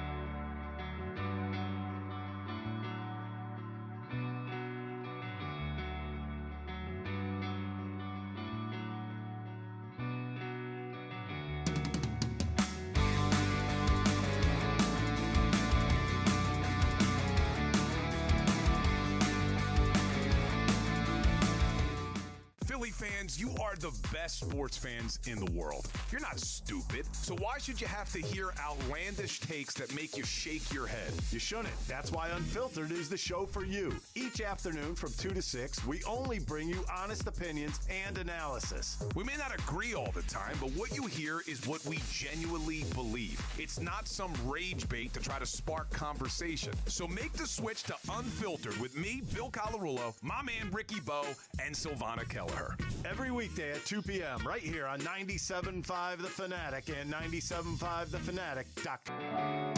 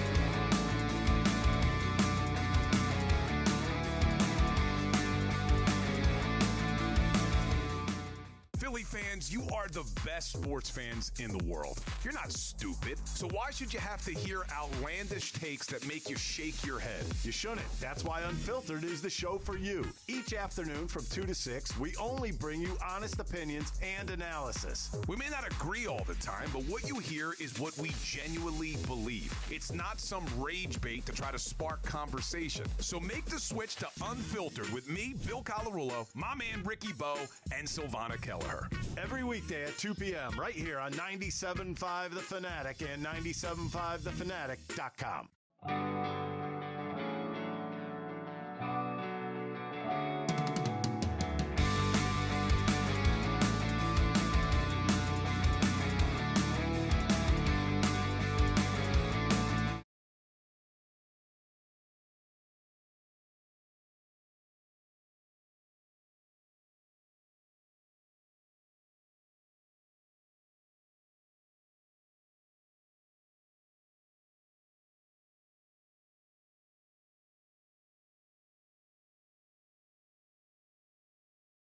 But your pitching matchups for Sanity Week, Phillies and You're Mets. asking a lot. Nola versus Nolan McLean, who the Mets said, hey, we have a pitching problem. Let's call up a prospect. Wow. Shocker. I thought it was McLean, too, all along until I heard him do the one game. Sure. And they're doing McLean. But, yeah, he's 4-0 with a 1.37 ERA. He's sharp. Nola's 3-8 with a 6.78 ERA. And by the way, he's pitching better at the major league level than he did at the minor league level. How about that? They're giving him a chance. They're giving him a chance. Yeah. They said, we're going to give him a chance. Maybe the Phillies could have done No, that. they don't do that. Philly doesn't do it. He's not. He hasn't given birth to his wife hasn't given birth to a second child yet. By the way, the Phillies plus 100 on the money line at Citizens Bank Park. Sean Manaea, Game 2 versus Rangers. Suarez, Manaea 1-2, 5.60 ERA, but against the Phillies, he pitches perfect games. It's crazy. It's unbelievable. It's crazy. Ranger Suarez, the Game 2 starter. Clay Holmes versus Christopher Sanchez. What do you about that matchup? I mean, look, it's Christopher Sanchez, so right, but you're feeling good. It's a good matchup, though. Yeah, it's a good matchup. It absolutely is. There's two games you feel good about. Like Christopher Sanchez is much better than. There's two games you feel good about, and two games you don't feel good. Clay Holmes has fallen apart since the hot start that he had, which yes, I expected to happen at some point. You're not feeling good about two of them, and you're feeling good about two. And then lastly, Game 4, David Peterson, who also plays well against the Phillies. Well against the Phillies. Phillies, we don't know yet. It's TBD. So is that potentially Walker No, that is Buehler? the 12th. No, it is Buehler. That's the one, Buehler. That's the 11th. The 12th is the Royals. Oh, the Buehler is the 12th. Let me see it. They actually had it listed. All right. And MLB.com, it's a TBD. The Phillies had it listed as Buehler, but I don't. But I thought you might be right. It might be the Royals game. So maybe it's Taijuan Walker Game 4. But the Phillies actually had it listed out as Buehler, and I was shocked by it that they actually committed to it, that's the game they were going to do it. Let me just make sure that I've got that right. Buehler is pitching Friday night. The 12th. He is starting Friday against Lorenzen. Oh, really? Oh, look at that. Friday night. No hitter watch. The one that got away. The one that got away. So Buehler, Lorenzen. Connor, give us your 3 observations from the weekend slate of football. All right, so my first one is about a team that hasn't even played yet. They play tonight in Chicago against the Bears. Tomorrow we're doing our 3 observations from the Monday slate. Yeah, are we? I didn't know that. No, we're not. Sam Darnold stinks. Yeah. And the fact that the Vikings were as good as they were last year with him, look out for Minnesota. I don't know what J.J. McCarthy is. Nobody does. But I know what Sam Darnold is, and that guy's not a good quarterback. I also don't know if he stinks, but I think he benefits from having Justin Jefferson, Jordan Addison. How about that offensive Aaron line Jones that he had in Michigan? In Minnesota. In Minnesota, yeah. Like yesterday, he is Jackson Smith and Jigba. That's really it. Yeah, but those guys are still in Minnesota, and man, if that Vikings team is as good as they look on paper, Green Bay and them might be duking it out at the top of the NFC North. Well, that's why we've been saying from the beginning, Vikings team is very good if J.J. McCarthy allows it to be. I don't know. I haven't seen him. Listen, if Sam Darnold's any proof, man, that he doesn't have to do all that much. Third place in that division, behind the Lions and Packers. Oh my! Better keep an eye on those Lions. Hey, by the way, though, figure some stuff out. Hey, I was wrong on the Vikings last year. I said the Vikings were going to be like a 9-win Yeah, we team. kept on thinking it was going to fall off. I thought 9-win team, and I was totally wrong on that. So it'll be a big game tonight to keep an eye on. But knowing Sam Darnold was so bad Sunday and has been bad, it makes it even more impressive what that team did last year. Sophomore quarterbacks. We learned another lesson that we should have already known, but just to file it away again for future. You can't make a huge determination off a guy from 1 year. Drake May looked rough for the Patriots. Bo Nix did not have a great game for the Denver Broncos, even though I'm still a Bo lever. Jaden Daniels was okay, but like he is what he is. I think he's a very good quarterback. Yeah, but he's going to be good. But he's not top 5. No. That felt presumptuous. No. And Michael Penix, I thought looked solid for the Falcons. A lot of people had no interest in him. I didn't think. I didn't think Penix looked. I thought he had a solid game. I thought he was a gamer. Gamer, yes. Gamer, exactly. Gamer. That's good. Yeah, but just don't jump the gun on the sophomore quarterbacks for good or for bad. You need more time to evaluate those guys. And the final thing, I'm falling for it, boys. I fought the fight last year on the other side, but I'm falling for it. What? With the Chiefs and the AFC. The Bills and Ravens are so much better than that Chiefs team. I'm sorry, but this is the year that somebody other than the Kansas City Chiefs. You already made your pick in the AFC Championship last week. I know I did. You made your pick. Can't go back now. I'm falling for it. All right, preseason prediction. You can't change that after one game. Were you Bills, Nick Wright? Yes. Bills, I'll grow my hair out. It was already getting a little long in the back, but Bills and Ravens are head and shoulders above the rest of the AFC, I think, and that's pretty evident right off the I rip. think that's too early. You think so? Yeah, too early. But I mean, I can tell you that I understand why you think it, why you believe that game was so much fun last night. That was fun to watch. Yeah, that's the kind of game that I say when I don't have a dog in the fight. You just want to enjoy it. That's the game I'm sitting down and saying, okay, give me 41-40, and I fell asleep before the end of it. Now, I will say, Bills' defense I've always been concerned about. But not like concerned as an Eagles fan. Like, if I was the Bills, that I still wonder who their defensive players are that are good. But the Ravens, I thought very highly of defensively. I know it's Josh Allen, so that's going to be hard, but 41. In that secondary, all they do is you just got to keep away from Kyle Hamilton, and you can throw on the Ravens. Yeah. Just keep the ball away from Kyle Hamilton. Look, I like Jair Alexander, so we'll see how his season plays out. But he had a rough game yesterday. No, rough. Especially in that comeback. Woof. Yeah. Woof, woof. But that was what was surprising me. Like, I'm not shocked that the Bills' defense gave up a lot of points. I was stunned that the Ravens' defense gave up 41. And they had a lead. They had a 2-score lead. Absolutely shocked. Absolutely shocked. Crazy. All right, coming up next, we have our text messages. As we've been reacting all day, the question that we've asked you, and we'll get some final thoughts on it coming up next. Now that you had a chance to watch the rest of the league, we'll play you the Nick Wright audio again from Friday morning because he saw enough Thursday night to say that the Eagles aren't getting back to the Super Bowl. Well, what did you guys see over the weekend's games to make you think more or less of other teams in the NFC? It's Kincade and Salciunas here on 97.5 The Fanatic.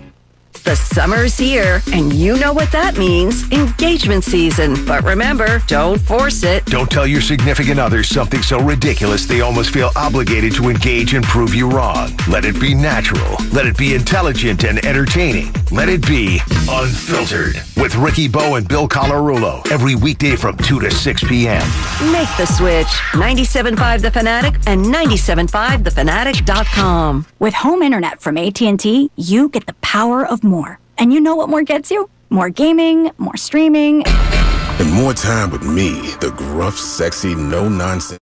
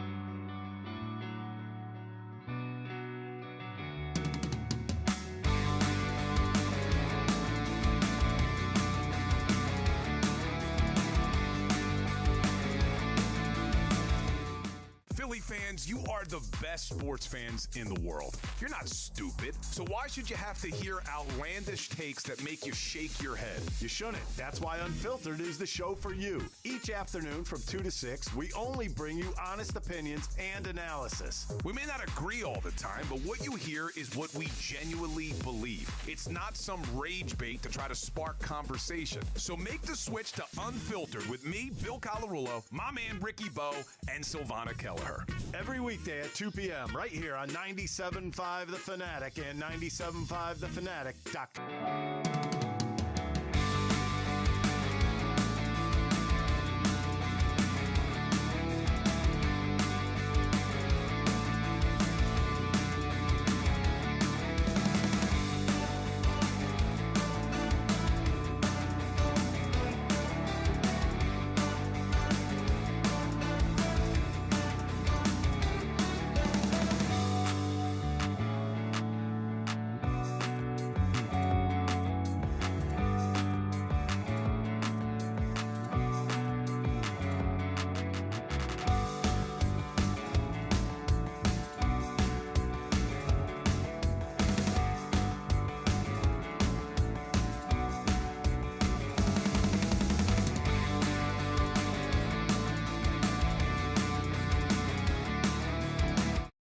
We called out Mopar for the real men don't watch musicals, even though he didn't say that.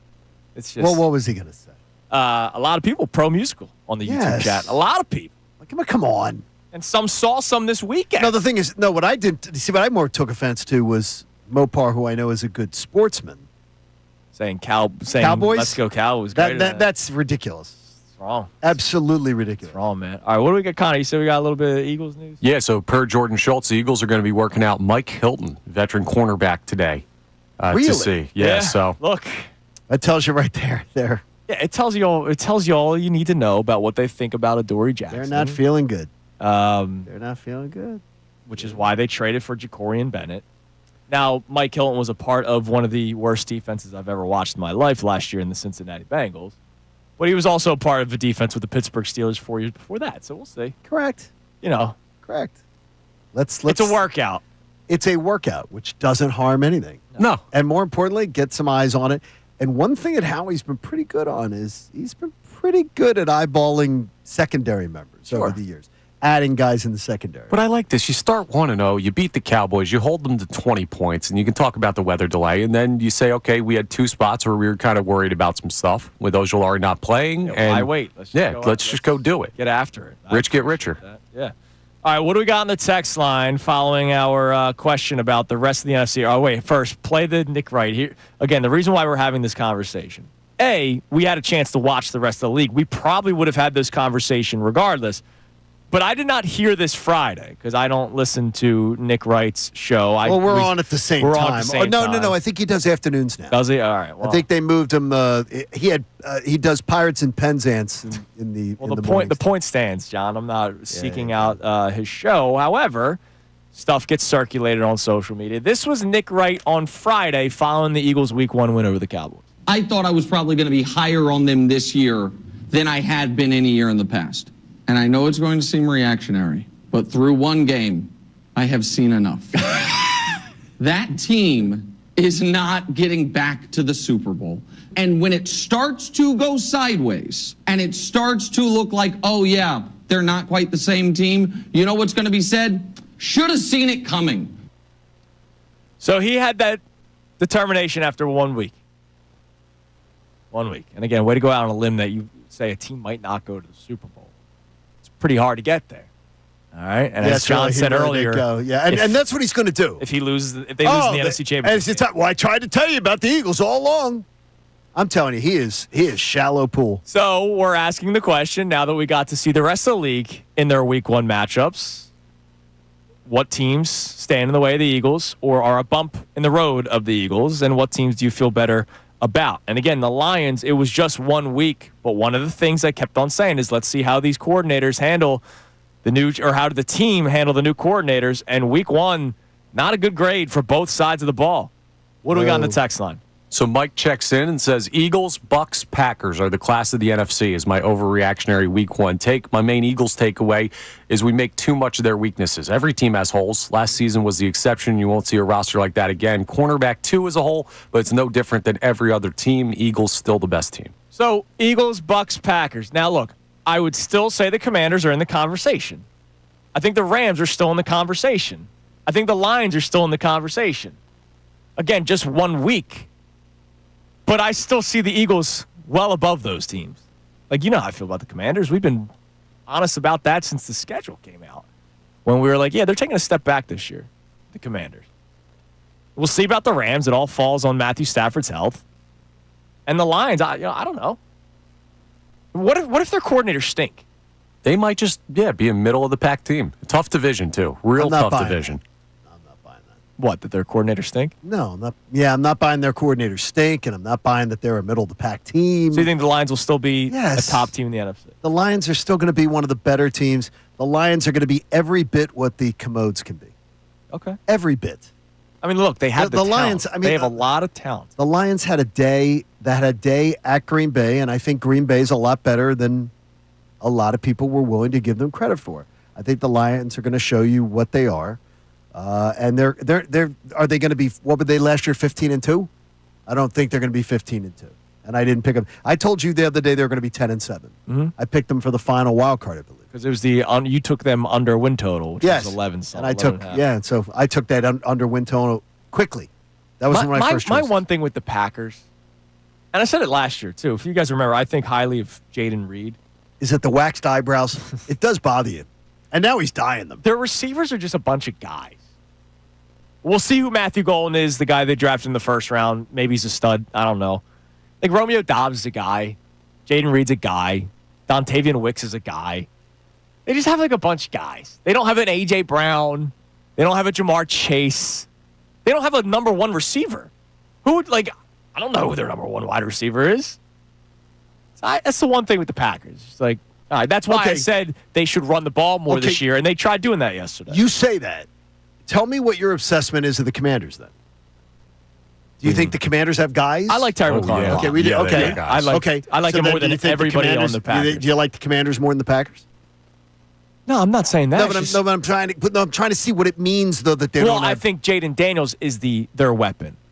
Okay, no, so I'm trying to figure out then is that so they just have a bunch of guys.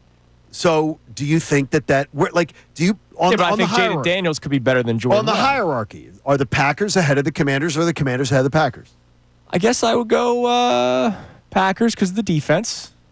Like the Packers. I don't even think it's close. Defense. I think the Packers' defense is significant. Well, you also have one team potentially winning the division and one team obviously not winning the division. Well, I mean, but I think as far as a team, but like last year, the two best teams record-wise were in the same division. You know, with Minnesota and the Detroit. Sure. Do you think Commanders are better than the Packers? I think they're very comparable in where they end up, which is probably like third or fourth in the NFC. See, I do not. I think the Packers are much better than that. I think the Packers are going to be a problem. I think I could see the Packers being a one-loss team when we head into Green Bay. I told you that before. I think that game's going to be determined. I think the Eagles. It sounds dramatic, but I think winning that game in Green Bay is going to determine whether the Eagles can get the 1 seed or not. That's how easy the Packers' schedule is. Look, sure. I mean, Commanders this week on a short week, and they're at home. Browns, Cowboys, Bengals, Cardinals, Steelers, Panthers before they play the Eagles. That team's chalking up a lot of wins. Yeah, and that's going to be tough if you have to go to Green Bay. And you do. No, I'm just saying in the postseason. Right. You got to win the game. You got to win the game in November. But let's say they don't win their division because it's a tough division. It is. Jordan Love is, I'll tell you right now, not coming into Lincoln Financial Field and winning a postseason. So you think the Vikings could beat them in that division? Possibly. Or the Lions still. We'll see how the coordinators work out. All right, what else we got? All right, we also have a check-in going back to the conversation that we had about our takeaways. So Steven in D.C. says, on Connor's point, I thought Drew Makuba also looked good, just like Jahad Campbell. Excited to see the matchup with Carter in action next week and what the defense looks like in full strength. I'm just still stunned that he ended up starting after he said he wasn't. Thing is, to me, is the Competitive advantage, I guess. thing is, and maybe this is where a guy like DeCecco's eyes grab something that mine don't. I thought Jihad Campbell jumped off the page to me. Sure. Makuba didn't. And maybe for guys who are the so detailed that it just is like, wow, look at the impact. To me, it was Campbell that was just flashing. Makuba looked good, though. Yeah. Looked good. Absolutely. And he got thrown into it, which we were excited about. All right, time now for the Kincade Salciunas Key 3 best minutes from today's show.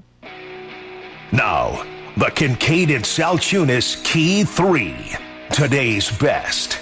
For me and a lot of other Phillies fans, Yes. 4-game series with the Mets begins tonight. Oh, yes, with a magic number of 13. So, in other words, it's already over.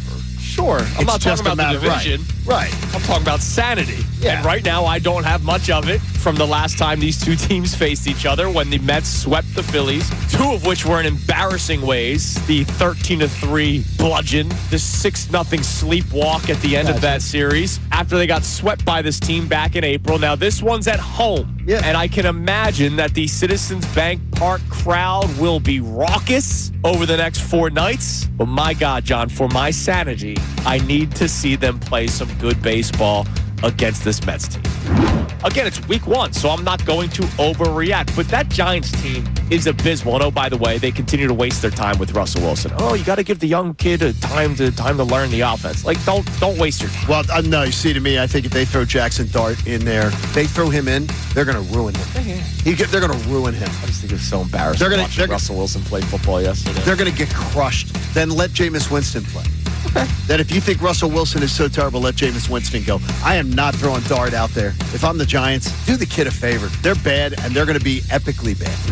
Howie Roseman, I think, listens to Kincade Salciunas. I know. Well, I know members of Howie Roseman's staff do because I talked to some of them the other night. One of them might be my doppelganger. Could be. Howie Roseman maybe has heard me complaining about the lack of depth at the edge rusher position. I know a lot of time has been spent talking about the cornerback 2 battle between Adoree Jackson and Keely Ringo, and then the eventual trade for Jacorian Bennett. Obviously, Keely Ringo did not win that job. Adoree Jackson's a starter. He looked horrible, so now we're talking about week 2 of who the second corner can be. Our own Andrew DeCecco told us last week he thinks that they'll be patient with Adoree Jackson, so we'll see. But edge rusher depth was what I was concerned about, saying, all right, Nolan Smith and Jalix Hunt, you guys looked really good as your roles were last year. You're now our starters. And Nolan Smith, you're going to play 70+% of the snaps. Jalix Hunt, you're going to play, in week 1's case, 60+% of the snaps. You're our guys. And I saw very little pressure. If you sat Jalen Carter for a quarter because of being late for team meetings, what are you going to do for spitting on an opposing player to the point where you were knocked out of the game for it, ejected from it, and it did negatively impact your team? Now, some people may say he served his time already because it was only 6 seconds into the game. So he missed all of but 6 seconds, and he didn't even play in the special teams. So he missed the entire game. But there is now a chance where the league may crack down on this. So we may have not wasted our time on Friday talking about what the Eagles could do. The question is whether or not the league does something. Tim Kelly joins us. Tim, good morning. How are we? I'm good. Good to talk to you guys again. For most of the season, he hasn't been mortal, so I think that's why it stands out. It would not shock me in the least today, whether he's leading off, whether he's hitting second, whatever, if he comes out and has a statement game today. So of any player in the majors, Kyle Schwarber is one of the ones I worry about the least. All right, that is the Kincade Salciunas Key 3 best minutes from today's show. Worst kept secret in the world, but it is official. The Sixers have just tweeted out that Joel Embiid is what? The 25th anniversary of the Sixers, road to the finals. They're bringing back the old jerseys. I love that. That's awesome. Roll your eyes all you want. I love it, man. It's just a jersey. Yeah. That's what I'm saying.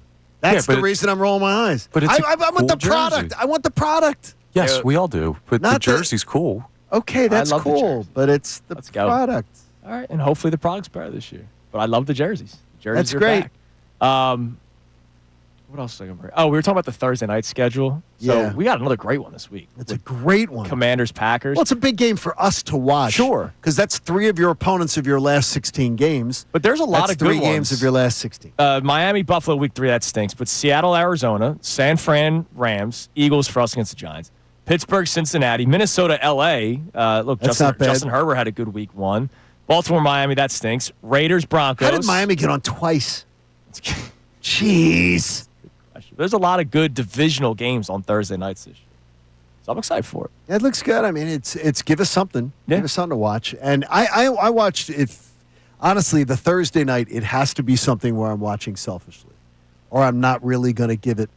It's going to be a cursory watch. Yeah, like Jets-Patriots week 11, Jets-Patriots I don't is a care. cursory. That is a cursory watch. That is, if I put a wager on it on the BetParks app, it's fine. Exactly. Hey, FT Young Heating and Air Conditioning made a donation to the American Association for Cancer Research, and you can too. Go to 975thefanatic.com/AACR because I'm living proof that cancer research saves lives. Take good care of yourselves. Everybody have a great rest of your day. Thank you for all the compliments today, YouTube. We appreciate you as always. Love you. They love my Temple shirt today. That's a great shirt. The 2-0 Owls. They love my Temple shirt today. We're 2-0. Hopefully they can win 4 or 5 games in Casey's first year. Hey, maybe bowl eligible. By the way, I know about that. Local Bryant Home Comfort Team. Visit nopaybryant.com to keep your HVAC in the starting lineup. They bring us football Monday. Ray Dunn comes your way next. Everybody have a great rest of your day. We'll be back at it tomorrow. It's Sanity Week. Phillies? Well, wait a minute. Nola's on the mound.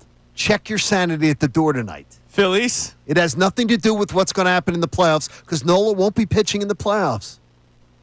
Has nothing to do with it. Phillies? Stop. Please. Everybody have a great rest of your day. Talk to you tomorrow here on The Fanatic.